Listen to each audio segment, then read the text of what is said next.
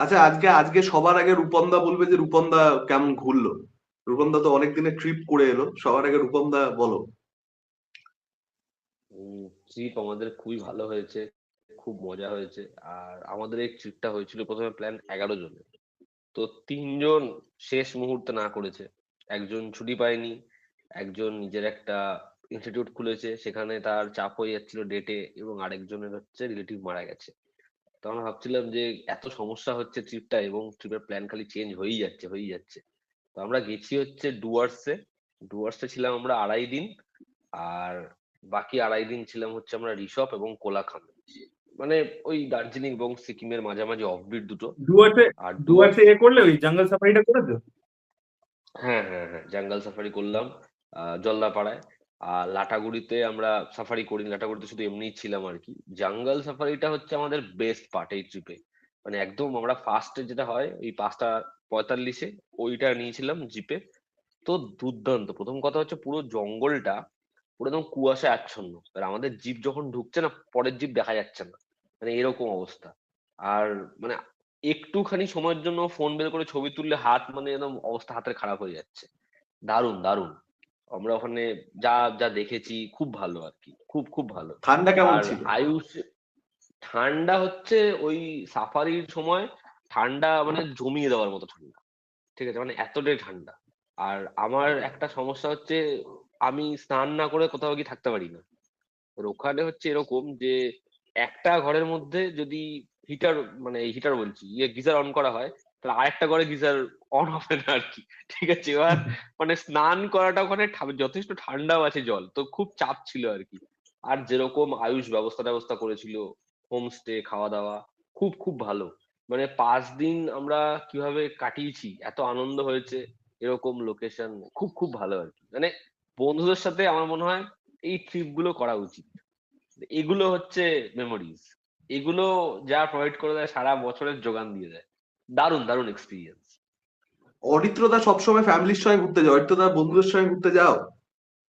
এখন তো আর বন্ধুদের সাথে হচ্ছে না, কি করবো, আনফরচুনেটলি হচ্ছে না। বন্ধুদেরও অনেকের বিয়ে হয়ে গেছে। না না, ঠিক এখন আছে ছেড়ে দাও, আগে আগে গেছো? হ্যাঁ হ্যাঁ, অফকোর্স গেছি তো, অনেকবারই গেছি। বন্ধুদের সঙ্গে ঘোরার একটা নিজস্ব মজা আছে, এটা মানতেই হবে। দারুণ দারুণ। যাই আমরা হোক, এরকম চলো। হয়েছে, একটা তোমাদের ঘটনা বলতে চাই। একবার কি হয়েছে, তখন আমরা কলেজে পড়ি, তো আমাদের একটা বন্ধু আছে বজবজে থাকে, এখন পুলিশ হয়ে গেছে। ঠিক আছে, তো ওর বাড়িতে গেছি, গিয়ে খাওয়া দাওয়া হয়েছে বুঝতেই পারছো। এবার দিয়ে হুম। আমরা রাত্রিরে প্ল্যান করছি আমরা বকখালি যাব। ঠিক আছে, যে সকালবেলা উঠেই বকখালি চলে যাবো ওখান থেকে। দিয়ে এবার একদম রেডি, বুঝলে তো, মানে বেরোবই। তারপরে আবার না বেরোনোর সময় একজন বলছে কি, ভাই শোন না, বকখালি না করে চ মন্দারমণি করে দিই। দিয়ে এবার নেক্সট 4-5 ঘন্টা ধরে আমরা খালি প্ল্যান করলাম যে কোথায় যাবো, দিয়ে তারপর সবাই ঘুমিয়ে পড়লাম। এরকম তো ঠিক আছে। প্রচুর হয়, এরকম প্রচুর হয়, আমাদের বন্ধুদের গ্রুপে তো হয়। প্ল্যানিং হয়, তারপর আর যাওয়া হয় না, কিন্তু প্ল্যানিং এই যা ঘুরে নি সেটাতেই মানে পয়সা উসুল হয়ে যায় ফ্রিতে। না মানে আমাদের এটা, আমাদেরটা কিরকম হচ্ছিল বলতো, যে তখন সবাই চার্জড আপ হয়ে আছে তো। তো এবার সবাই বলছে যে এটা করবো ওটা করবো, এ বলছে ওটা বলবো, এ বলছে বিচে চলে যাবো, বিচে গিয়ে এটা করবো। তো এইসব প্ল্যানিং ট্যানিং প্রচুর, মানে ফুল এনার্জিতে হচ্ছে। তারপরে লাস্টে থাক ছাড়, এখন আবার বেরিয়ে যাবি, থাক একটু ঘুমিয়ে নি, সারা রাত তো ঘুমাইনি, সব ঘুমিয়ে নি বলে সব আমরা ঘুমিয়ে পড়লাম। ল্যাদ লেগে গেছে বেসিক্যালি। আমাদের আমাদের এটা 6 নম্বর ট্রিপ হলো। ঠিক আছে, আমরা এর আগে যতগুলো ট্রিপ করেছি, মানে আমাদের ট্রিপটা কিরকম হয়েছে, 2020 সাল থেকে আমাদের ট্রিপ হচ্ছে। আমাদের মানে আমরা এই ট্রিপটা মানে পুরো দেখলাম আমরা, যে আমরা যখন প্রথমবার গেছিলাম হচ্ছে পুরুলিয়া, আমাদের কারো কাছে খুব বেশি টাকা নেই, ঠিক আছে। মানে ধরো দুজন একটু তখন মোটামুটি আর্ন করে, আর 3-4 জনের একটু সমস্যাই আছে। তো তখন আমাদের ট্রিপ হয়েছে 3,000 টাকা, 3,500 টাকা মাথা পিছু। তারপরে বাঁকুড়ারটা একটু বেটার হলো, এবং তখন আমরা যেরকম ভাবে থেকেছি আর কি, যেরকম জায়গায় গিয়ে উঠেছি, যেরকম আমাদের প্ল্যান, যে এটা যদি একটুখানি এদিক ওদিক হয় সময়, তাহলে আমাদের ট্রেন মিস, তাহলে আমাদের ওই চেপে খরচাটা হবে না। তো এটা আমরা দেখেছি। তারপর ওরকম ভাবে আমাদের 3 বছর ঘুরলাম আমরা, মানে প্রথমবার পুরুলিয়া, তারপর বাঁকুড়া, তারপরে ঘুরলাম হচ্ছে ঘাটশিলা। এই তিনটে আমাদের আমাদের প্ল্যান থাকতো কি 3 দিনের মধ্যেই সবকিছু। তারপরে যখন আমরা প্রথম গেলাম হচ্ছে দার্জিলিং শিটং, আর এবছর শিটং এ যা ভিড়, মানে কলকাতার অর্ধেক লোক শিটং চলে গেছে মনে হচ্ছে, এত ভিড়। হ্যাঁ ট্রেনে যেই যাচ্ছে সব সব শিটং যাচ্ছে। আমরা যখন শিটং গেছি তখন শিটং এতটা মানে ইয়ে ছিল না আর কি। হ্যাঁ, আমিও যখন শিটং গেছিলাম মানে তখন এত পপুলার ছিল না, এখন পপুলার হয়ে এত গেছে পপুলার বিশাল। ছিল না। এবার এর পরের বছরই হচ্ছে দেখবে লাভা, ঋষভ, তারপর হচ্ছে কোলাখাম, এগুলো সব পপুলার হওয়া শুরু করবে, কারণ এগুলো এখন আন্ডাররেটেড রয়েছে। ঋষভ তো দুর্দান্ত জায়গা, আমি সবাইকে বলবো মানে দার্জিলিং অফবিট প্ল্যান করলে লাভা ঋষভ যাও, ওরকম সুন্দর ভিউ এ নেই রূপকদা, ঋষভ। লাভার মনেস্ট্রিটা দেখলে? সব সব সব লাভার মনেস্ট্রিটা অসাধারণ, দেখার মতো। অসাধারণ অসাধারণ। এবং সব থেকে ভালো লাগা হচ্ছে ওদের ওখানে পাইন ফরেস্টে তুমি যাবে, এত মানে জেনুইন ওই জায়গাটা না, এত দারুণ। মানে তোমার ওখানে মনে হবে কি যে এখানে একটা হরর সিনেমা শুট করে নি, ঠিক আছে, এইরকম অ্যাম্বিয়েন্স। দারুণ দারুণ। এবং সব থেকে যেটা ভালো ওখানকার মানুষদের, ওখানকার ইয়ে, সেটা হচ্ছে তোমাকে গাড়ির ড্রাইভার বলবে যে আপনারা কিছুই না, দরকার পড়লে গাড়ি নোংরা করুন, গাড়ির ভেতরে ফেলুন, গাড়ির বাইরে ফেলবেন না। তাও মানে ওখানে গিয়ে যখন দেখি মানুষ চিপসের প্যাকেট নিয়ে ঢুকছে, চিপস খাচ্ছে, প্যাকেটটা ফেলে দিচ্ছে, জলের বোতল নিয়ে যাচ্ছে, জলের বোতল ফেলে দিচ্ছে, মানে এই জিনিসপত্রগুলো একেবারেই উচিত না আর কি। ওই জায়গাটা পরিষ্কার রাখো, সুন্দর রাখো। কিন্তু ওখানকার মানুষদের যেরকম ব্যবহার, যেরকম ওখানকার খাওয়া দাওয়া, অথেন্টিক খাওয়া দাওয়া, খুব খুব ভালো। পরিবেশটা এরকম। সব থেকে ভালো হয়েছিল কি ওখানে অরিত্র, সেটা হচ্ছে ওখানে 9টার মধ্যে খাবার দিয়ে দেয়, 10:30টার মধ্যে শুয়ে পড়ি, 5:30 6টার মধ্যে উঠে পড়ি, ঘুম থেকে উঠছি কাঞ্চনজঙ্ঘার ভিউ দেখে কফি নিয়ে হাতে। মানে ওই 4-5 দিন যে কি কেটেছে, এত সুন্দর, দারুণ। আর এত ভালো ব্রেকফাস্ট, মানে ওখানকার যে ওই পোচ সসে যেগুলো দিচ্ছে, ওগুলো খাওয়ার পরে বাড়িতে এসে যতই ভালো ব্রেকফাস্ট দিক না, ওই ব্রেকফাস্ট এবং ওরকম ভিউ, ওটা ওটা ভীষণ মিস করছি আর কি এই কদিন। দারুণ দারুণ ঘুরেছো। রিকদা গেছিল রূপম দা? রিক রিক তো গেছিলই। রিকের একটা হুম। খুব ভালো গুণ হচ্ছে, আমাদের ধরো ট্রিপ হলো আমাদের মানে এই গ্রুপটার মধ্যে, অরিত্র চেনে না, ওকে দেখেনি। রিক রিক হচ্ছে তোমার একটা ধরো বড় ব্যাগ নিল, ব্যাগের সাথে আরেকটা এক্সট্রা ব্যাগ নেবে, কারণ হুম। ওরা বাড়ি হচ্ছে তোমার জনাইতে এবং ও জমিদার বাড়ির ছেলে আর কি। তা ওর বাড়ি থেকে ওই এক ব্যাগ তোমার আমাদের জন্য এবং ওর জন্য যাবতীয় যত খাওয়ার আছে সব দিয়ে দেওয়া হয়। মানে এমন কোনো খাওয়ার নেই যেটা বাকি থাকবে। ওই একটা এরকম বড় পোটলা নিয়ে আসেও, কে কি খাবে, চিপস লাগবে 10টা বের করে দিলাম, চানাচুরের প্যাকেট লাগবে মুখরোচকের চানাচুরের প্যাকেট বের করে দিলাম, মানে সব ওই ব্যাগে ঠাসা, চকলেট ফকলেট সব নিয়ে যায় ও। এবং বাদ বাকি সবাই একটা একটা করে খাবার নিয়ে যায়। আর ও হচ্ছে যখন নাক ডাকে না, মানে তোমার মনে হবে কি ট্রেন ভাইব্রেট হচ্ছে। এবার ও শুয়েছে হচ্ছে, আর আমাদের ইয়েতে বুক ছিল, আর ও হচ্ছে তোমার লোয়ার ইয়েতে শুয়েছে, আমি আপারে শুয়েছি। এবার হচ্ছে কি মানে আমি মিডলে শুয়েছি, আমার ওপরে যে শুয়েছে সে এরকম নাক ডাকছে, ও মানে একদম আস্তে আস্তে, মানে মিউজিক চলছে, আর এ শুয়েছে নিচে। ওই বাহুবলীর যে ইয়ে মিউজিকটা হয় না, দারে দম দারে দম দারে দম দম, মানে এরকম দুজনের মাঝখানে স্যান্ডউইচ। এবার সারা ট্রিপে যখন যখন ও নাক ডেকেছে আমাদের সবার ঘুম খারাপ হয়ে গেছে। এবার ফেরার সময় কি হয়েছে, ও একটা সুন্দরী মেয়ের সাথে ওর ইয়েটা পড়েছে। এবার রাত্রেবেলা আর ঘুমাতে পারছে না, কারণ ও তো জানে ও ঘুমালেই নাক ডাকবে। আর মেয়েটা ঠিক করে উল্টো দিকে, ও সারা এভাবে বসে আছে, আর নাক ডাকছে না, কারণ নাক ডাকলে ওর যা প্রেস্টিজ হওয়ার হ্যাম্পার আমার সব হয়ে যাবে। তাই বলছে ট্রেন থেকে নেমে, জানিস আমি একটু ঘুমাতে পারি। আমি, কেন এত ভালো সবাই ঘুমালো? আরে উল্টো দিকে মেয়েটা ছিল, আমি জানি আমি যদি ঘুমাই তাহলে আমি কি করে নাক ডাকবো, কি ভাববে ও, এই কারণে ও ঘুমাতেই পারেনি। তো আমাদের ট্রিপে এক একজন এক এক রকম জিনিসপত্র করে, খুব খুব মজার ওরা। সবাই সবাই খুব খুব ভালো। মানে বয়সে ধরো কেউ ছোট আছে, তার মানে আয়ুষ যেমন আমাদের থেকে কমসে কম 6-7 বছরের ছোট, পুরো প্ল্যানিংটা হচ্ছে ওর এই ট্রিপে। এবং আমরা সবকিছু ওর ওপর ছেড়ে দিয়েছি, যেরকম ভাবে এক্সিকিউট করেছে, যা জিনিসপত্র যেখানে যেখানে নিয়ে গেছে, ঠিক আছে, খুব খুবই মানে মজার, খুবই ভালো আর কি। রাজাদাও তো গেছিল। হুম হুম, রাজাও গেছিল। সবাই রাজা গেছে। তো রাজা হচ্ছে ও যা জিনিসপত্র অর্ডার করেছে, জ্যাকেট ব্যাগ, আমাদের 9 তারিখ রাত্রির 11টা 20 ট্রেন, আমরা এখান থেকে 8:30টায় বেরোবো। ওর একটা করে জিনিস আসছে 7টার সময়, 7:30টার সময়, 8টার সময়। এবং ও ভাবছে যাই হোক একটা জিনিস যাতে মিস না হোক। ইভেন আমরা যখন ওখানে পৌঁছে গেছি, আমরা নেমেছি হচ্ছে জলপাইগুড়ি রোড, ওখানে নেমেছি জলপাইগুড়ি রোড স্টেশনে নেমেছি। ওখানে যখন নামছি, ওর সব অর্ডার গুলো আমার থেকে করেছিল, আমার কাছে ফোন এসছে, স্যার আপনার বাড়ির সামনে চলে এসেছি ডেলিভারিটা। ও বলছে এরকম ক্যান্সেল করে দাও, মানে একটা জিনিস তখনও আসছে আমরা যখন পৌঁছে গেছি। খুব খুব ভালো বড়লোক সবাই। মানুষ রাজাদা, বড়লোক হ্যাঁ মানুষ হ্যাঁ আর কি। না, এরকম এরকম কিন্তু অনেকেরই হয় যে মানে ট্রিপে যাওয়ার আগে একটু মার্কেটিং করতে হয়, বিশেষ করে শীতের জায়গাতে। হ্যাঁ হ্যাঁ আর আর ওখানে কি এতটা ঠান্ডা ছিল রিসর্টে, আমরা এতটা ঠান্ডা মানে ঠিক আছে, আমি আগের বারও ঘুরেছি, আমি ভাবিনি যে ওখানে এতটা ঠান্ডা পড়বে। মানে জ্যাকেট পরেছি, তারপরেও মনে হচ্ছে যে ভাই যথেষ্ট ঠান্ডা আছে। আর আমাদের কি হয়েছে, ধরো একটা ঘরে মানে তিনজন তিনজন করে ছিলাম, তো একটা ঘরে না একটা বড় বেড দিয়েছে যেখানে দুজন, আর একটা ঘরে আর মানে ওই ঘরে আরেকটা সিঙ্গেল বেড দিয়েছে।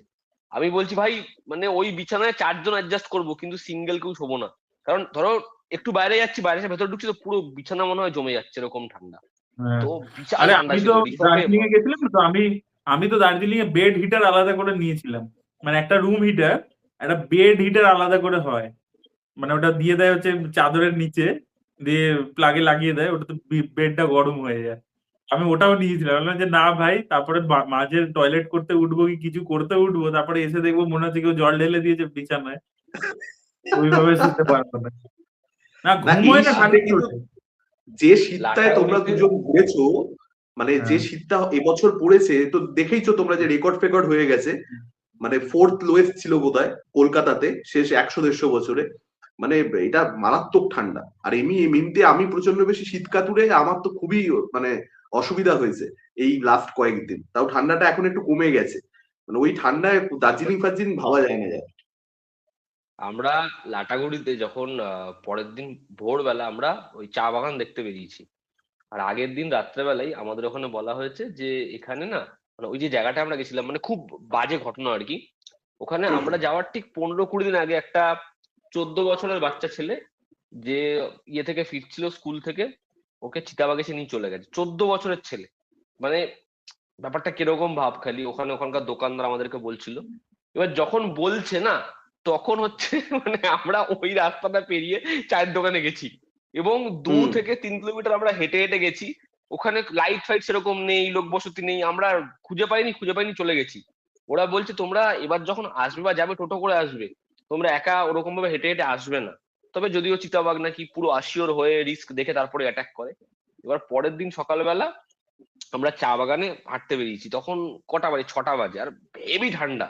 ঠিক আছে, তো আমরা চারজন বেরিয়ে সবাই ঘুম থেকে উঠতে পারিনি বলে আমরা গেছি চারিপাশ দেখতে।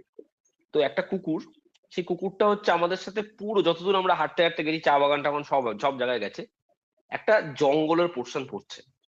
তা ওখানে যখন আমি এবং আয়ুষ চলে গেছি, আমরা দেখছি কুকুরটা কান খাড়া করে দাঁড়িয়ে আছে, এবং আমরা যতটা এগোচ্ছি ও না হউ হউ এরকম করে যাচ্ছে। মানে ও আর এগোচ্ছেই না, এবং ও কোথাও একটা গিয়ে আমাদের এগোতে না করছে।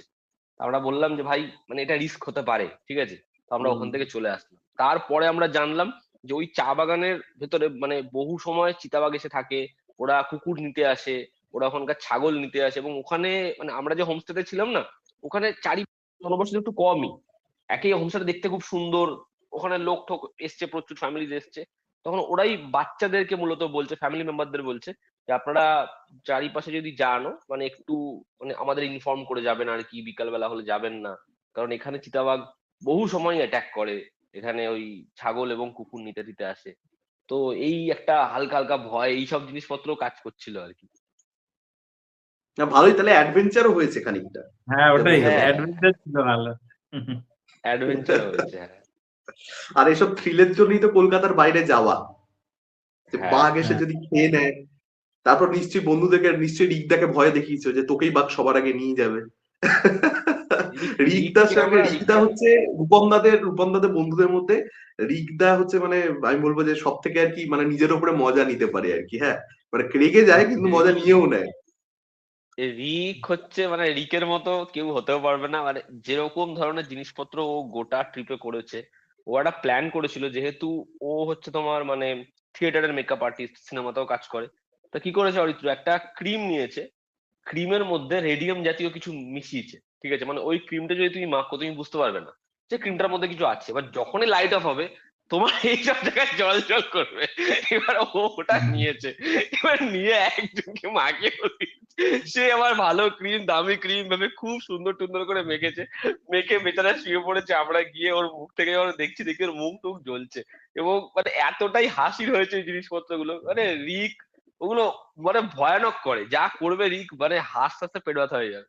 এবং ওকে ধরো আমরা কিছু বললাম, ও কিছু এমন সিচুয়েশন তৈরি হলো, ও অদ্ভুত ভাবে ওগুলো হ্যান্ডেল করে, মজাটাকে অদ্ভুত ভাবে নেয়, খুব ভালো। আমরা একটা লাটাগুড়ি জলদাপাড়া একটা জায়গায় আমরা ভলি খেলছিলাম।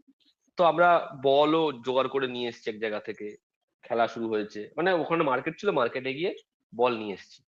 এবার উনোর যে কার্ড হয়, ওই কার্ড আমরা কিনতে পাঠিয়েছি ওকে, আর আমরা এদিক ওদিক জিনিসপত্র কিনছি। এবার আশা কি করবো, উনো কার্ড কোথায় পাওয়া যাবে? খাতা বই পেন্সিলের দোকানে পাওয়া যাবে, এরকম অনেকগুলো দোকান ঘুরেছি। ওরা বলছে এই কার্ড আপনি এখানে পাবেনই না। তোমরা বলো এই কার্ডটা আমরা কোথা থেকে পেতে পারি?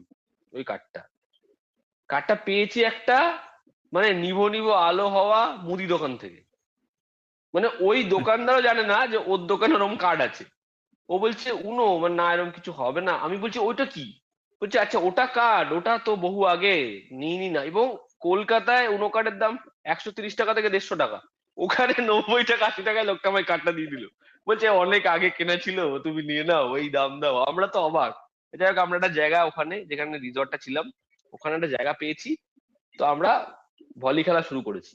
এবার দেখি কি 3-4টে বাচ্চা ফ্যামিলির সাথে এসছে, ওরাও মাঝখানে ঢুকে পড়ছে, খেলাটা পুরো একদম বিগড়ে যাচ্ছে। তো আমরা হুম। 2টো বল নিয়েছিলাম।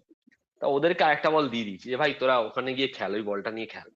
তো যাই হোক, ভালো হয়েছে, ওরা সাইডে গিয়ে খেলছে, আমরা আমাদের মতো খেলছি। আমাদের খেলা টেলা, ভলি খেলাটা খুবই ভালো ঠালো হয়েছে, 1-1.5 ঘন্টা খেলা টেলা হয়েছে। আর রিক আর রাজা হচ্ছে এমন দুটো প্লেয়ার, মানে অভিষেক, এদেরকে যদি কোনো টিমে দিয়ে দাও ভালো টিমও হেরে যাবে। তো ওদের টিমে দুজন ছিল যারা দুর্দান্ত খেলে, আমি ওই টিমে দিয়ে দিয়েছিলাম। ওরা 3বারই হেরে গেছে, আর আমরা জিতে গেছি। যাই হোক, ভালো হয়েছে খেলা টেলা। এবার হওয়ার পরে ওই বাচ্চাগুলো হচ্ছে আমাদের, মানে হয় না যে কিছু হয় বাচ্চা যে একদম কুচুটে বাচ্চা হয়, যে বহু জ্বালিয়েছে। ধর আমাদের বলটা একটু গেছে, বলটা নিয়ে ছুঁড়ে ফেলে দিয়েছে। ওদেরকে আমি বল দিলাম, আমার বলেই খেলছিস ভাই, এদিকে আমাদের বল যাচ্ছে, এদিকে ছুঁড়ে ফেলে দিচ্ছে, ড্রেনের মধ্যে ফেলে দিচ্ছে। এরকম বহু হারামিপানা করেছে। আমাদের ধরো একটা দাগ দিয়েছি, ওই দাগের মধ্যে যে হিসু করে দিচ্ছে, মানে একদম শয়তানিতে পিএইচডি করা। এবার বাচ্চাগুলো দেখি আমাদের খেলা হয়ে গেছে, আমাদের বলটা নিয়ে হেভি খেলছে, এদিক ওদিক লাথি মারছে, এই মারছে, এই মারছে। আমি গেছি, বাচ্চারা বলটা নিয়েছে না, ভাই বলটা বাদ দে বলে আমরা চলে গেছি ঘরে। তুমি বিশ্বাস করবে না, দরজাটা খুলেছি, রিক দরজাটা খুলেছে, না না রিক আসেনি তখন, দরজাটা খুলেছি, দেখি ওর বাবাটা এসছে, সে বলছে এই আমার ছেলের বলটা নিয়ে খেলছিল, বলটা কে নিল, এরকম ভাবে খুব ইয়ে করে বলছে। আর একটা ফ্যামিলি বলছে বলটা তো আমাদের ছিল না, হয়তো ওই ছেলেগুলোর বল ওরা নিয়েছে। কেন বলটা নেবে কেন? সেরকম ভাবে বলছে। রিক দরজাটা খুলেছে, কি হয়েছে? আর লোকরা দাঁড়িয়ে ছিল, ঠিক আছে, ওকে হয়তো কিছু বলবে যে ভাই বলটা নিয়েছো, ও তোমাদের বল ছিল, ঠিক আছে ঠিক আছে।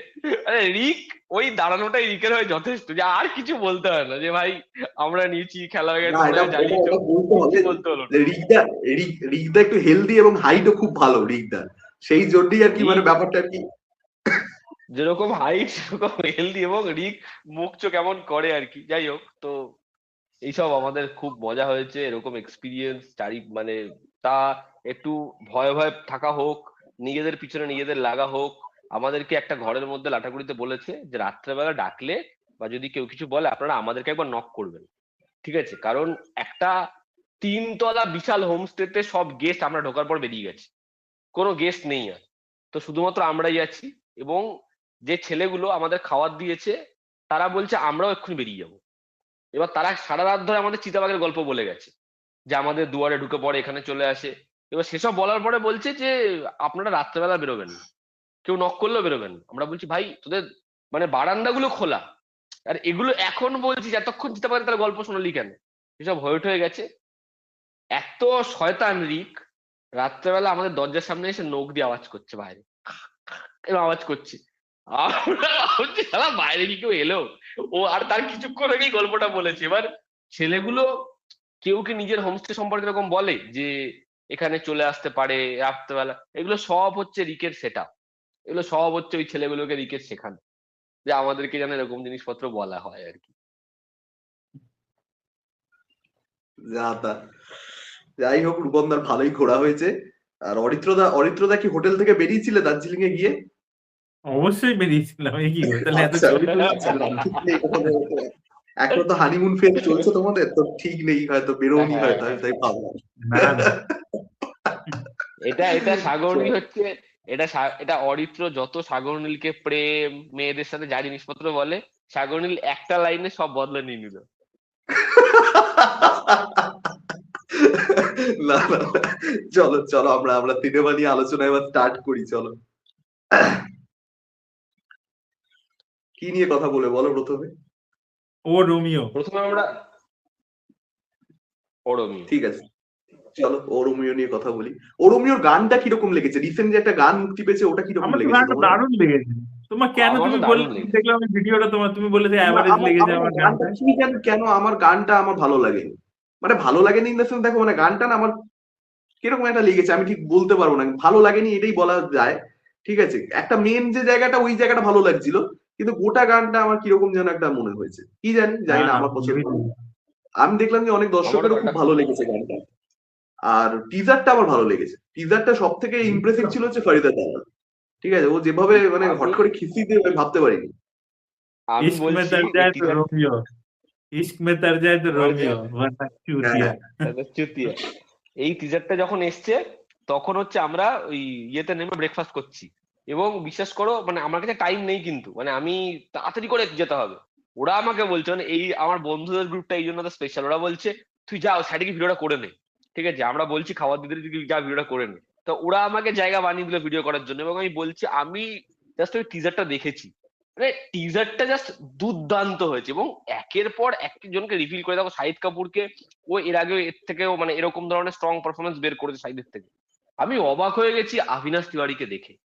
ভাই কি লুক দিয়েছে ওকে, কি দেখতে লাগছে! এবং ওই যে সেট আপটা গ্ল্যাডিয়েটারের মতো হেভি লেগেছে। আর হুম, হচ্ছে আমি ভাবছি কখন তৃপ্তিকে দেখাবে, সবাইকে দেখালো, তামান্না ভাটিয়াকে, দিশা পাটানি একটা আইটেম সঙ্গে, তৃপ্তিকে যখন দেখালো না, মানে তৃপ্তি আবার একটা মানে নিজেকে তৃপ্তি পাওয়ার মতো ক্যারেক্টার পেলো।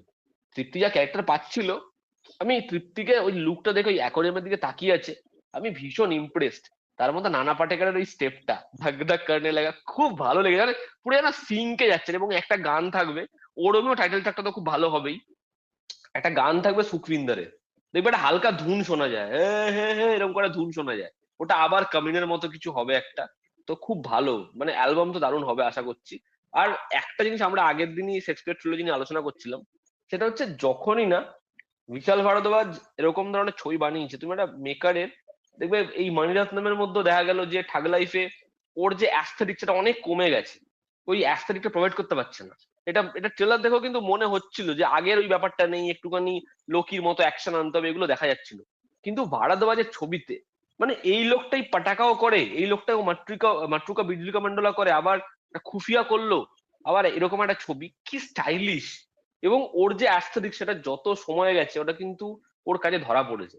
তো আমি মানে ওর মিনে বিভৎস এক্সাইটেড। বলো, তোমরা বলো। না সাবরিন বলো। না আমি আমার দেখো আমার টিজারটা দুর্দান্ত লেগেছে, আমার সব থেকে বেশি ভালো লেগেছে আমি যেটা বললাম ফারিদা তালালকে। এবং গানের ব্যবহার ভীষণ ভালো ছিল টিজারের মধ্যে। আর তৃপ্তি দিমরির যে ক্যারেক্টারটা, মানে তৃপ্তি দিমরি হচ্ছে আমার মনে হয় যে এটা একটা পুরো ক্রেজি ওয়ার্ল্ড, এবং সেখানে সমস্ত ক্যারেক্টার ক্রেজি সেখানে তৃপ্তি দিমরি হচ্ছে একমাত্র আর কি মানে ইনোসেন্ট একটা মেয়ে, এবং সে আসাতে শাহিদ কাপুরের জীবনে পরিবর্তন হবে, এবং যে কারণে এই ওয়ার্ল্ডে টার্বুলেন্স বাড়বে, এরকম টাইপের স্টোরি লাইন আমার মনে হচ্ছে হবে। এবার দেখা যাক সেটা হয় কিনা। আর মানে আমি দেখো প্রথম কথা হচ্ছে আমি প্রপারলি যে ওয়ার্ল্ডটা সম্পর্কে মানে বুঝতে পারছি সেরকম নয় এই পার্টিকুলার টিজার থেকে, যে শাহিদের ক্যারেক্টারটা কি হবে বা অবিনাশ তিওয়ারি ক্যারেক্টারটা কি হবে। কারণ অবিনাশ তিওয়ারি ক্যারেক্টারটা বা বিক্রান্ত মাসের ক্যারেক্টারটা তুমি দেখবে, তাদেরকে যেরকম লুক অ্যান্ড ফিল দেওয়া হয়েছে, মানে একটা কন্ট্রাস্টও কিন্তু রয়েছে, প্রত্যেকটা ক্যারেক্টারের লুক সেম পেজের যে রয়েছে সেরকম ব্যাপার কিন্তু নয়। তো অ্যাকচুয়ালি বোঝা যাচ্ছে না এক্স্যাক্টলি স্টোরিটা কি হবে। তবে বিক্রান্ত মাসে না, কে আমি চাইবো যে সে যেন একটু স্পেস এটা তো পায় ছবিটার মধ্যে। এটা তো বেসিক্যালি হুসেন উস্ত্রার যে স্বপ্না দিদির যে গল্প, সেইটার উপরই হতে চলেছে। হুম, বেসিক্যালি হুম, হয়েছিল কি, যে এই স্বপ্না দিদি ও ওই ভদ্রমহিলা, ওনার আগে উনি অ্যাকচুয়ালি মুসলিম, পরবর্তীকালে নাম পাল্টে স্বপ্না দিদি করেছে। তো ওর বরকে অ্যাকচুয়ালি মেরে দিয়েছিল এয়ারপোর্টের বাইরে গুলি করে, যেটা আমার মনে হয় হচ্ছে বিক্রান্ত মাসে হবে। বিক্রান্ত মাসে খুব ছোট হুম, রোলই হবে এবং খুব তাড়াতাড়ি মারা যাবে। আর এই মহিলা নিজের মানে হাজবেন্ডকে এতটাই ভালোবাসতো যে ও ডিসাইড করে যে বদলা নেবো, এবং ও জানতে পারে যে ওই এনকাউন্টারটার পিছনে দাউদের হাত আছে। তো এবার থেকে ওর লাইফের উদ্দেশ্য হয়ে যায় ও দাউদকে মারবে। এবার ও কি করে ট্রেনিং নেবে, কি করে পারবে? ও তখন অরুণ গাউলির কাছে যায় প্রথমে।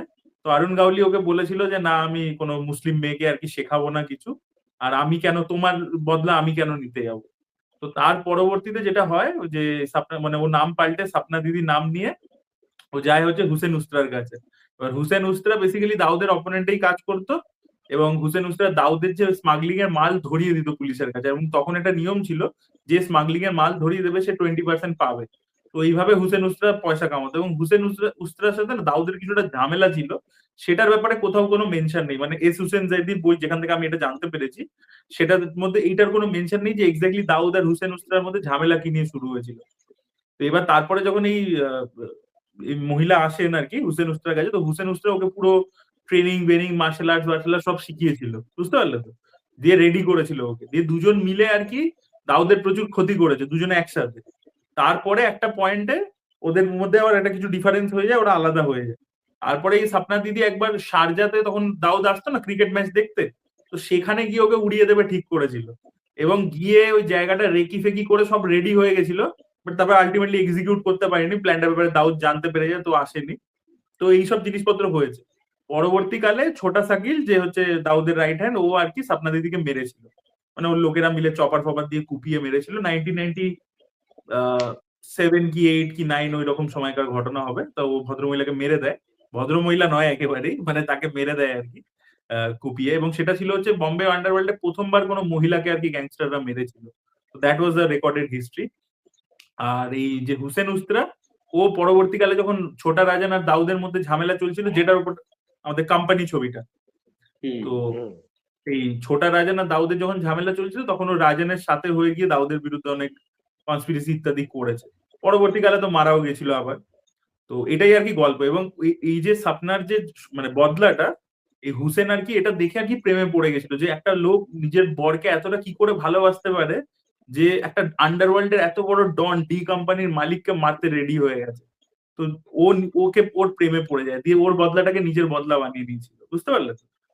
তো এবার সেইটাকেই আর কি বিশাল ভারদ্বাজ একটা পোয়েটিক ভাবে, তাই জন্য তুমি গানটার মধ্যে নোটিস করবে ওকে জিজ্ঞাসা করে তৃপ্তি যে कोई किसी को इतना प्यार कैसे कर सकता है, তখন ও বলে যে यही तो मुझे तुमसे पूछना चाहिए कि कोई किसी को इतना प्यार कैसे कर सकता है। বুঝতে পারলে তো, এই শাহিদ ওইটা দেখে ওর প্রেমে পড়ে যায়। এবার এটাকে ডেফিনেটলি এটা অ্যাজ ইট ইজ গল্পটা দেখাবে না বিশাল ভারদ্বাজ, এটাকে একটু পোয়েটিক ভাবে একটু অন্যরকম ভাবে অ্যাডাপ্ট করে ইন্সপায়ার্ড হয়ে আর কি করছে, এবং অবিনাশ তিওয়ারি বেসিক্যালি দাউদ হয়েছে। তামান্না ভাটিয়া হয়তো মন্দাকিনীর চরিত্র করছে, যে হয়তো হিরোইন দাউদের গার্লফ্রেন্ড।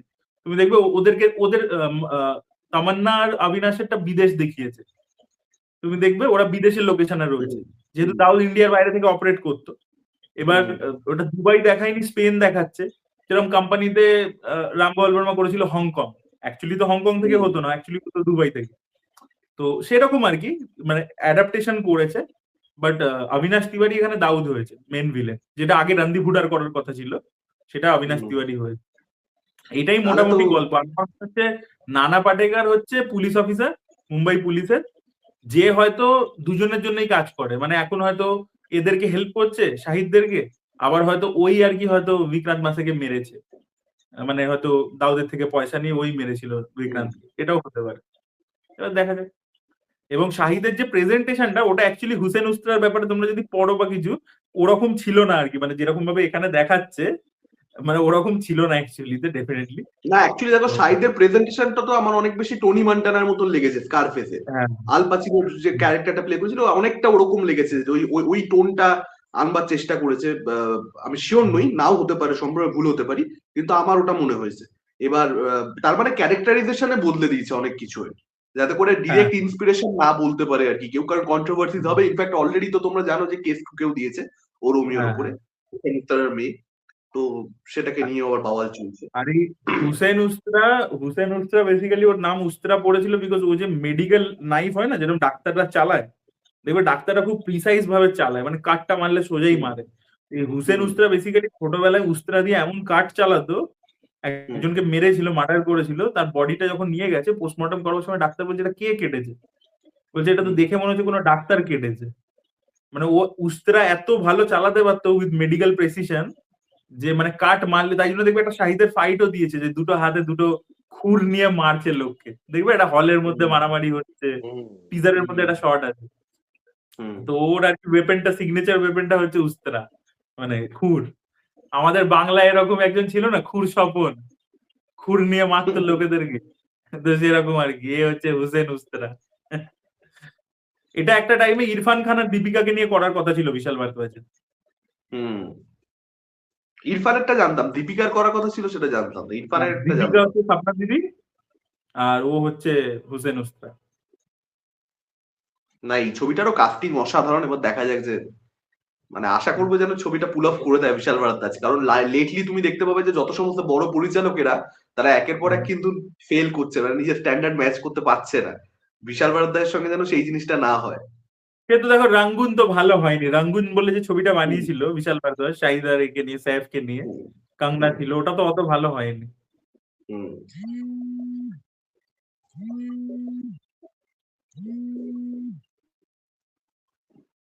আমার একটা ফোন চলে এসেছিল, ঠিক আছে কর।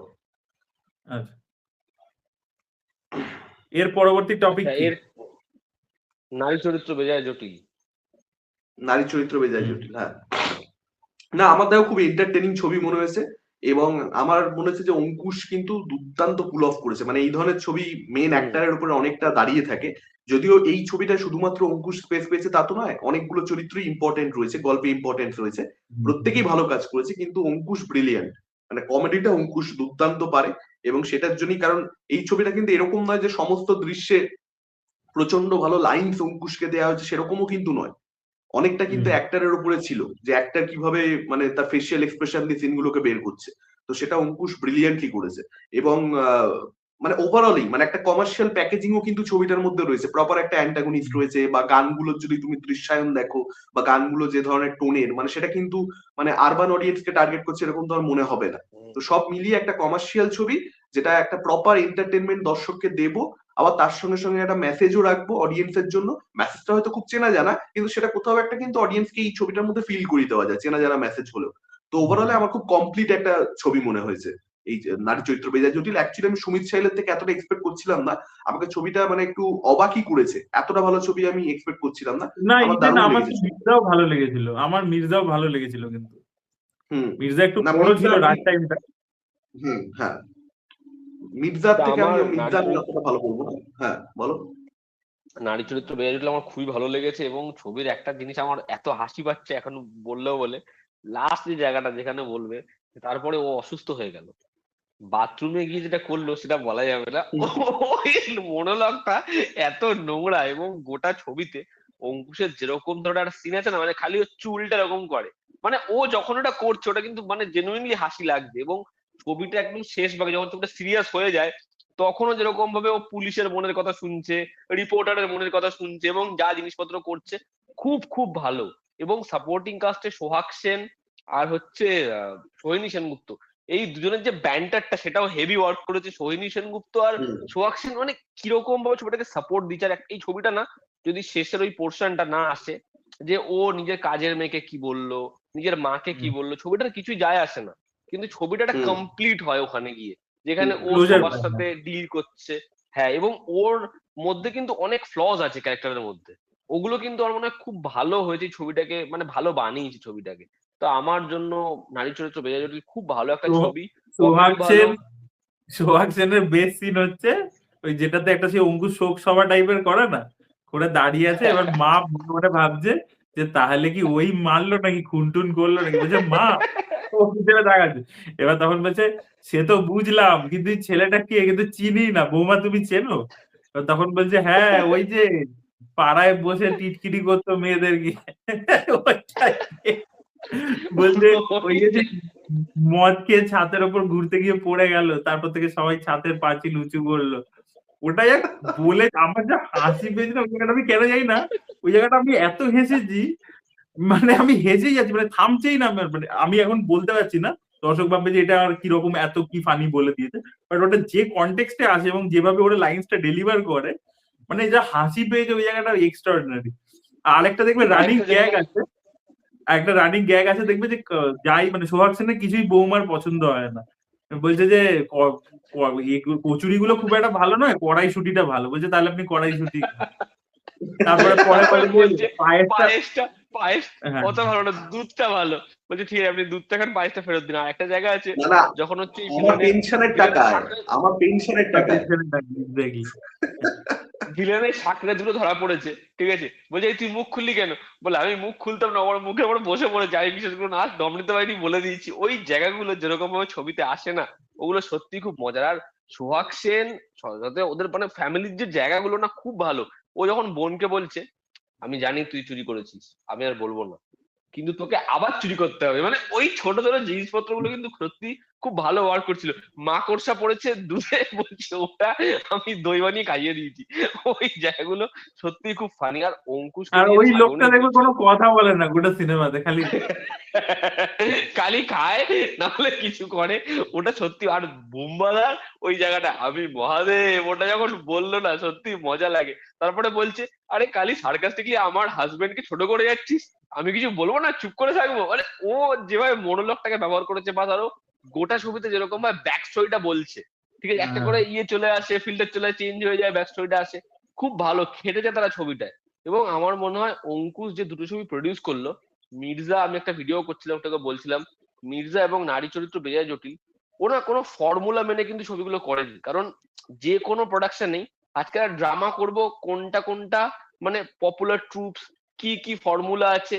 নারী চরিত্র বেজায় জটিল কিন্তু বাংলাতে এরকম মেইন স্ট্রিম ছবি হয়ই না। এটা একটা হিসাব মতো তামিলের একটা মেইন স্ট্রিম ছবি, বা একটা মালায়ালামের হার্ডকোর মেইন স্ট্রিম ছবি। যে ফর্মুলাটায় ছবিটা গেছে, ছবিটা আসলে কিন্তু বাংলায় কি চলছে সেগুলো মাথায় রেখে বানানোই না। তো আমার মনে হয় অঙ্কুশ যে দুটো ছবি প্রডিউস করলো না, এটা অনেক বেশি কঠিন ছিল। এবং ও যদি এখনো সাকসেস না পায়, এরপরেও কি করবে, দেখবে যে কোন ফর্মুলায় ছবি চলছে, ও সেরকমই ভাবে একটা ফর্মুলা বেসড করে ছবি বানাবে। তো আমার মনে হয় অঙ্কুশের মতো প্রডিউসারের বা এরকম ধরনের ডিসিশন খুব দরকার, যেটা ও নিয়েছে। এবং অঙ্কুশের পারফরমেন্স ভীষণ ভীষণ ভালো।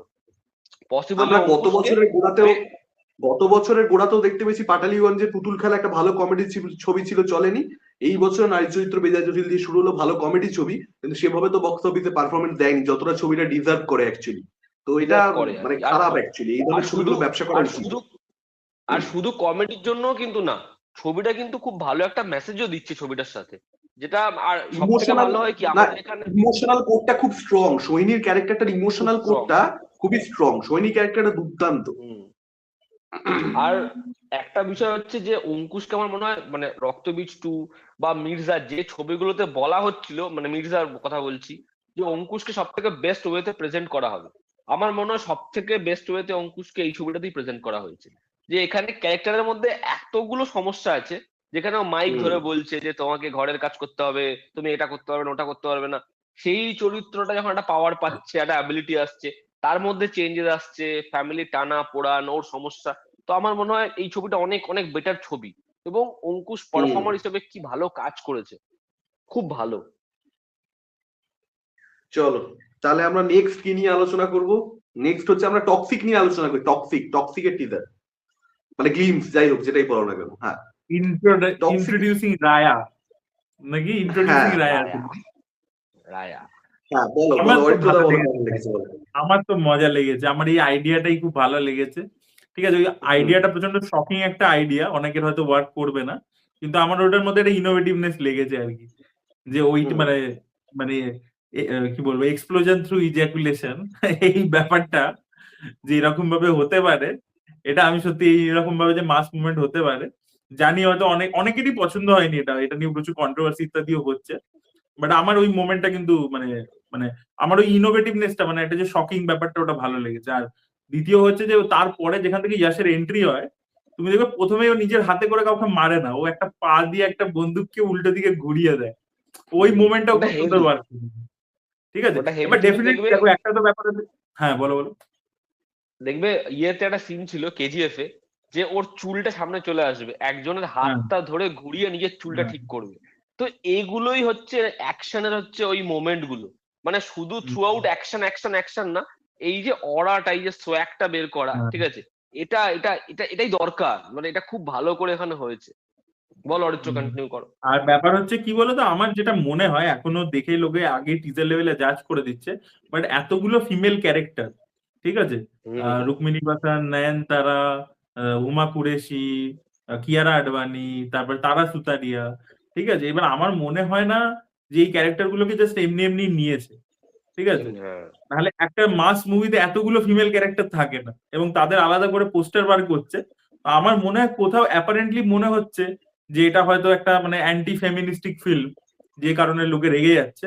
অ্যাকচুয়ালি হয়তো এটার মধ্যে কোরের মধ্যে এটাই হয়তো ইয়াশের আর কি ইনোভেশনটা হবে, যে কারণে গীতু মোহন দাসের সাথে যে একটা মাস মুভি যেটা আমরা সচরাচর ভেবে থাকি যে হিরো সেন্ট্রিক, হিরোর হয়তো একটা পারসেপশন ইনিশিয়ালি থাকবে, ঠিক আছে, যে মহিলাদের কোনো গুরুত্ব নেই, বাট সেটা gradually over the film change হবে বলে আমার মনে হচ্ছে। ওরকম একটা আর্ক থাকবে, ঠিক আছে। বা হয়তো মানে হয়তো হতে পারে যে অ্যান্টি হিরো, মানে হয়তো ইয়াশ খারাপ, মানে মেয়েরা ভালো, মেয়েরা হয়তো ওভারকাম মানে ওকে হারালো, এরকমও হতে পারে। আমার মনে হচ্ছে কোথাও কি একটা সিনেমাটার মধ্যে ওই জিনিসটা লুকিয়ে আছে বলে আমার মনে হয়। কারণ দেখো ইয়াশ তো বোকা নয়, ইয়াশ কিন্তু খুব প্রচন্ড হুম মানে প্রভাসের মতো কিন্তু নয় যে খালি কনসেপ্ট শুনে হ্যাঁ বলে দিল, ও কিন্তু পুরো ছবিটার সাথে থাকে ইয়াশ। তো সেখান থেকে আমার মনে হয় যে ছবিটার মধ্যে কিছু তো আছে যেটা মানে এখনো দেখায়নি ওরা, বাট আমার মনে হয় যে কিছু আছে ছবিটার মধ্যে, তাই ভরসা রাখছি আর কি। দেখা যাক, অরিত্ররা যেটা বলছে সেটা বললে মানে সেটা যদি হয় ছবির মধ্যে তাহলে তো খুব ভালো।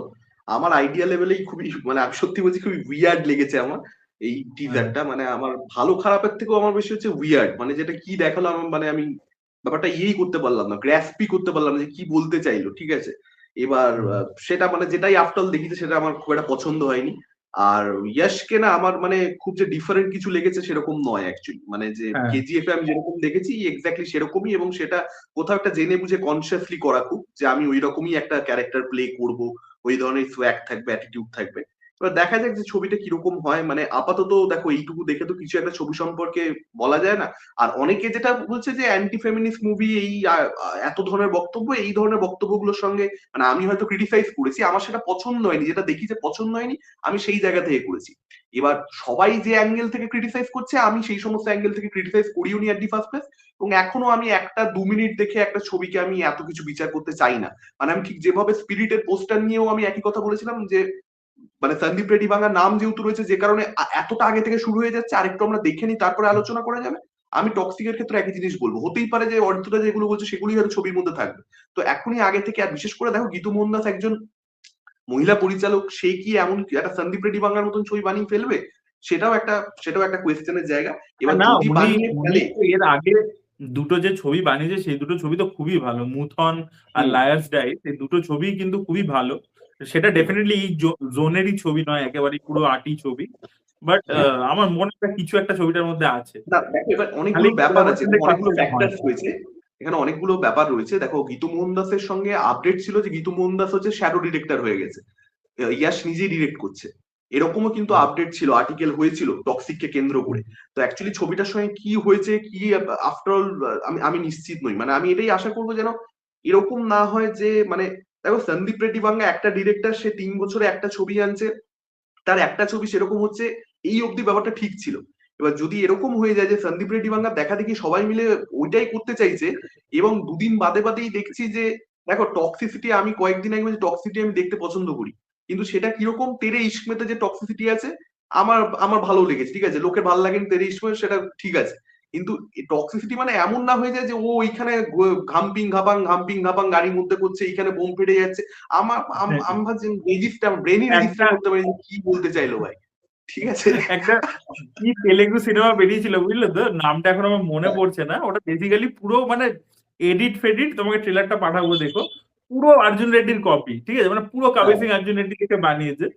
ছবিটা চলেও নি একদম, কিন্তু ট্রেলারটা হেভি ছিল। এবার ট্রেলারটার মধ্যে ওরা করেছে কি, মানে নেক্সট লেভেলের ব্যাপার। এটা 2023-এর ছবি কিন্তু, হ্যাঁ 23 কি 24-এর কথা বলছি তোমাদেরকে, রিলিজ করে গেছে অলরেডি। ওর নাম হচ্ছে সিদ্ধার্থ রয় বলে ছবিটার নাম, ঠিক আছে, মানে ওর নামটাও ওরকম টাইপের সিদ্ধার্থ রয়, মানে ওখানে অর্জুন রেড্ডি আর সিদ্ধার্থ রয়। এবার দেখছি কি একটা সিন রেখেছে ট্রেলারের মধ্যে আছে, যে ছেলেটা একটা মেয়ের সাথে মেক আউট করছে এবং ছবির যে নায়িকা তাকে বলছে তুই পাশে বসে মানে দেখ, ঠিক আছে, মানে এই লেভেলে চলে গেছে, বুঝতে পারলে তো, মানে জিনিসটাকে শকিং বানানোর চক্করে এবার ওই ওই মেয়েটা পাহারা দিচ্ছে আর ও পাশে এরকম শুয়ে করছে, ঠিক আছে, মানে শট আছে, ঠিক আছে। তারপরে আরেকটা শট আছে, আরেকটা, হ্যাঁ তুমি ট্রেলারটা দেখো, তুমি দেখবে মানে যা তা হচ্ছে, ওই জন্য ছবিটা চলেনি। মানে ও ভেবেছে কি যে কবির সিং এ বা অর্জুন রেড্ডিতে যা যা ছিল ওই রেজ, ওটাকে আমি নেক্সট লেভেলে নিয়ে যাবো। এবার নিয়ে যেতে গিয়ে মানে যা তা ছড়িয়ে ফেলেছে আর কি। তো আমি আর দেখিনি ছবিটা, কিন্তু মানে ট্রেলারটা তুমি দেখো, তুমি দেখবে যে কি দেখাচ্ছে রে ভাই, কি সব দেখাচ্ছে, অদ্ভুত জিনিসপত্র, ভিখারির হাত থেকে খাবার কেড়ে নিয়ে পালিয়ে যাচ্ছে, এই করছে, মানে অদ্ভুত জিনিসপত্র দেখাচ্ছে ওখানে। বুঝতে পারলে তো? তো এটা তুমি ঠিকই বলেছো, প্রত্যেকে অ্যাকচুয়ালি কি বলতো, এই যে শখ করার যে ব্যাপারটা, এইটা প্রত্যেকে রাখার চেষ্টা করছে ছবির মধ্যে, এটা কিন্তু খুব খারাপ দিকে হুম, যাচ্ছে। এই জন্য আমার ধুরন্ধর হুম, বেটার লেগেছে কেন, ধুরন্ধরের কিন্তু তুমি দেখবে এই জিনিসটার চেষ্টা করেনি, কিন্তু ধুরন্ধর কিন্তু কোনো হুম। মোমেন্টে কোনো আলাদা করে না আমি যে ধুরন্ধর ছবির মধ্যে এরকম অনেক কিছু রেখেছে যেগুলো আমি বলবো যে শখ আমাকে দিয়েছে, হ্যাঁ মানে বিশাল শখ দিচ্ছে। এটা কি দেখালো, আমি বলছি যখন অ্যাকচুয়ালি 26/11 যে ফোন কল গুলো সেগুলো যখন স্ক্রিনে চালিয়ে দিচ্ছে টেক্সট সমেত, হ্যাঁ, আমি চমকে গেছি যে ভাই এটা মানে এটা কিন্তু শকিং ডেফিনেটলি, কিন্তু সেটা কিন্তু ছবির কনটেক্সটে আসছে, ঠিক আছে, শখ দিচ্ছে প্রচুর হ্যাঁ, পরিমাণে। না, না, আর সব কনটেক্সটে থেকে বড় কথা করছে। হচ্ছে প্রমোশন কিন্তু সেইটাকে মাথায় রেখে করছে না। মানে আমি বলছি আইটেম না, সং যেটা না, ছিল ধুরন্ধরের মধ্যে ওটাকে ওরা রিলিজই করে, এটা আমাকে অবাক করেছে, কারণ ওটাকে রিলিজ করলে কিন্তু ছবির বক্স অফিসে ওপেনিং আর একটু বাড়তে পারতো, না, না, তো তা সত্ত্বেও ইভেন ওরা আমি কিন্তু তোমাকে রিলিজই বলছি, করে। ওই ওই আইটেম সংটাতে ওদের তো তামান্নাকে নেওয়ার কথা ছিল, কিন্তু আদিত্য ধর বলেছে যে না, আমি তামান্নাকে নিতে চাই না, বিকজ ওই তুমি দেখবে ওই গানটা যখন হয়, ওটা তো রণবীর সিং এর হুম, বিয়ের সময় হয়, তারপরে দেখবে হুম, একটা ইভেন্ট হয় ইম্পর্টেন্ট, ঠিক আছে, হুম, তো মানে যেখানে ওই আসে অর্জুন রামপালরা সব বসে থাকে, যেখানে ও ডায়েরিটা নিয়ে বলে যে অমুক তারিখের হুম, ডেট, ও বলছে যাতে হুম, লোকের মানে ফোকাসটা ওইটার উপর থাকে, গল্প থেকে যেন না সরে, তাই জন্য তামান্নাকে কাস্টই করেনি আদিত্য ধর, নাহলে তামান্নাকে দিয়ে আইটেম সংটা করালে অনেক বেটার ভিউ, মানে ভাইরাল হয়ে যেত ব্যাপারটা, তাই না? তো সেইটা কিন্তু করেনি, তো আদিত্য দারের ওই জিনিসটা আমার খুব ভালো লেগেছে, ও কিন্তু তুমি দেখবে যে অন্য প্যান ইন্ডিয়া ছবিতে কি হচ্ছে সেটা দেখে কিন্তু ধুরন্ধর বানাতে যায়নি কিন্তু। হুম, হুম, হুম, একদমই ঠিক। আমার আমার টক্সিকের যে টিজারটা অ্যানাউন্সমেন্ট, এটা খুবই ভালো লেগেছে, আমি মস্তি পেয়েছি। তার কারণ হচ্ছে আমার জন্য ওই জিনিসটা ওয়ার্ক করেছে, যেটা অরিত্র বললো, জিনিসটা ইউনিক লেগেছে।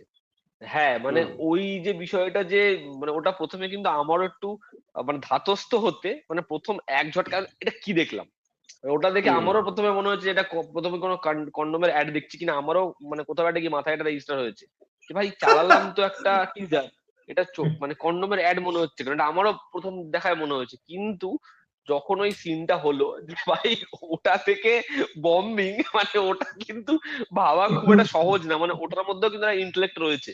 এবং যখন হচ্ছে ঢুকছে সোয়াগের সাথে এই বন্দুকটা রয়েছে, এবং গুলিটা এরকম ভাবে চলা শুরু হলো, ওর মাথাটা ফাটলো, বন্দুকটা বন্ধ হলো, মানে ওটার মধ্যে আমি কিন্তু মজা পেয়েছি।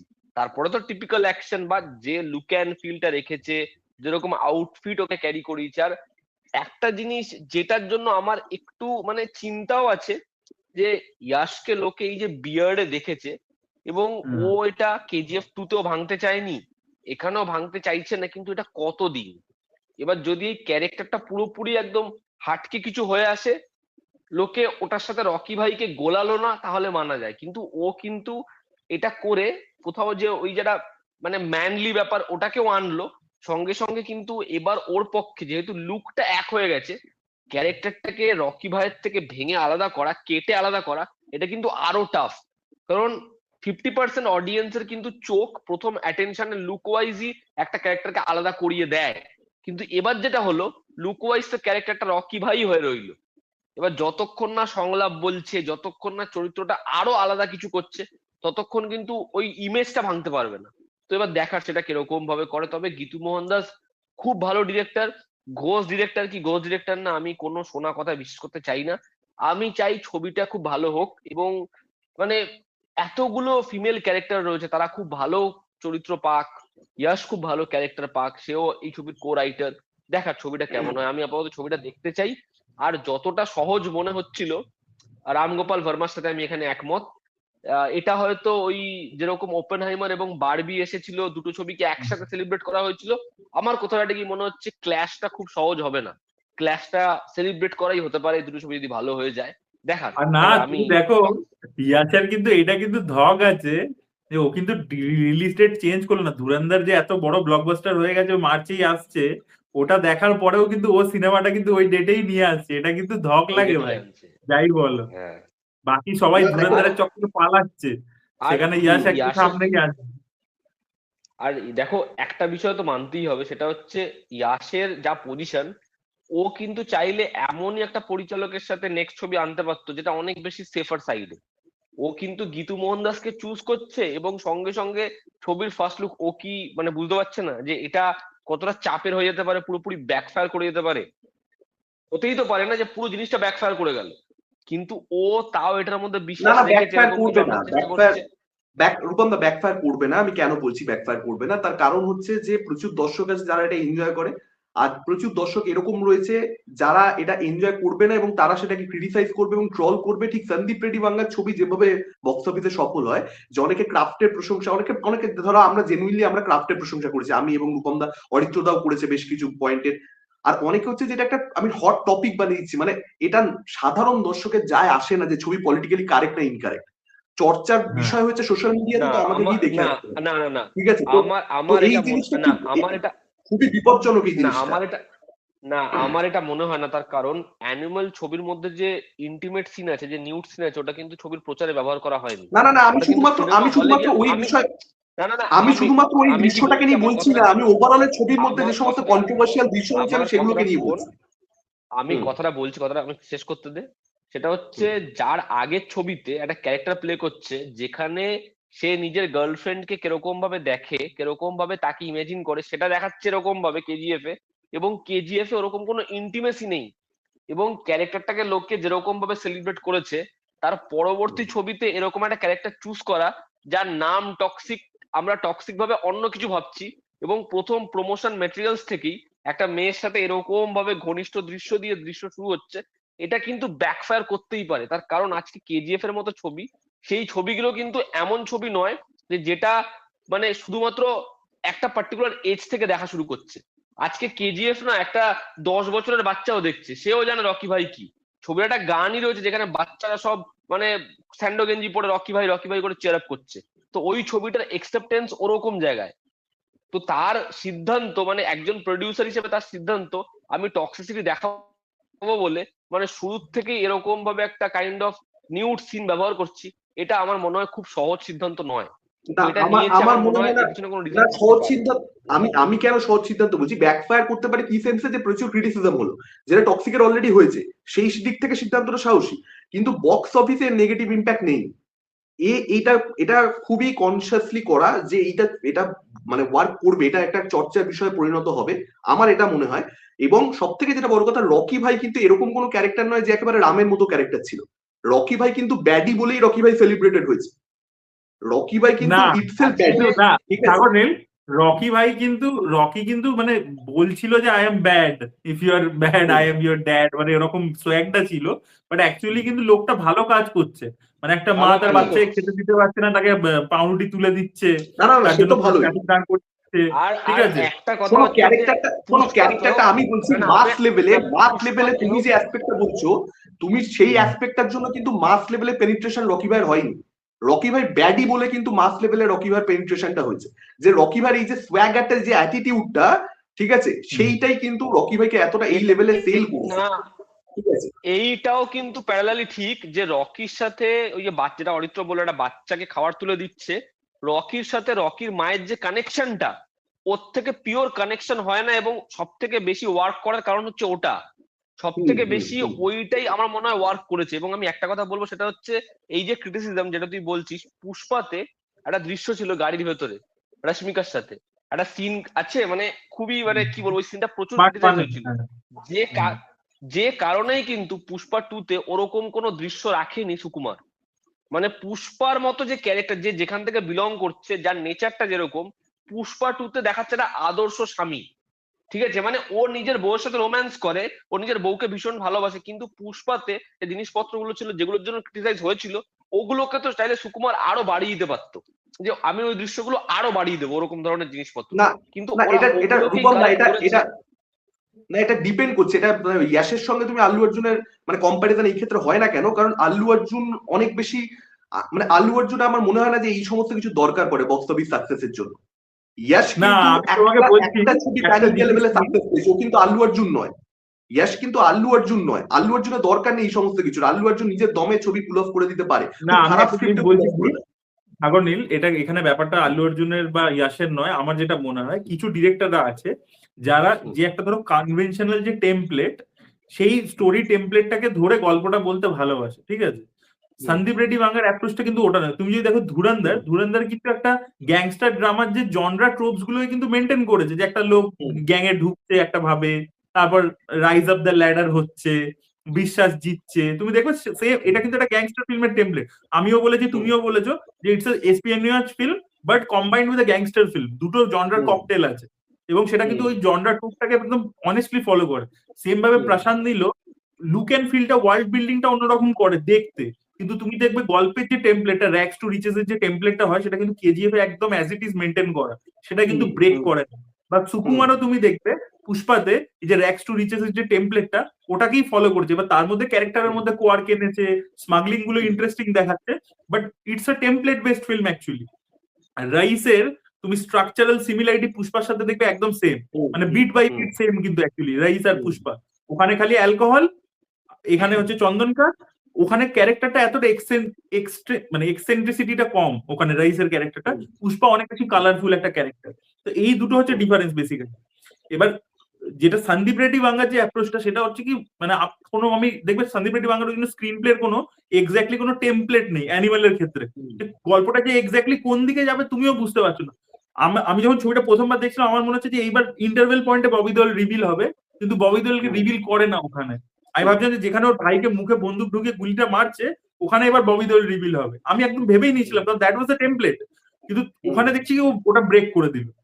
এবার বাঙ্গা কিন্তু এটা কিন্তু টেমপ্লেট লেভেলেই ব্রেক করতে থাকে এবং ও একটা শকিং ভ্যালু ওটাও ইন্টেনশনালি করে। বাট টক্সিকের ক্ষেত্রে কিন্তু গীতু মোহন দাসের যে এক্স্যাক্টলি অ্যাপ্রোচটা কি বা ইয়াসের যে অ্যাপ্রোচটা কি হবে আমরা কিন্তু এখন একটা টিজার দেখে বলে দিতে পারি না, weather shocking weather it is template oriented আমরা জানি না কিন্তু এখনো।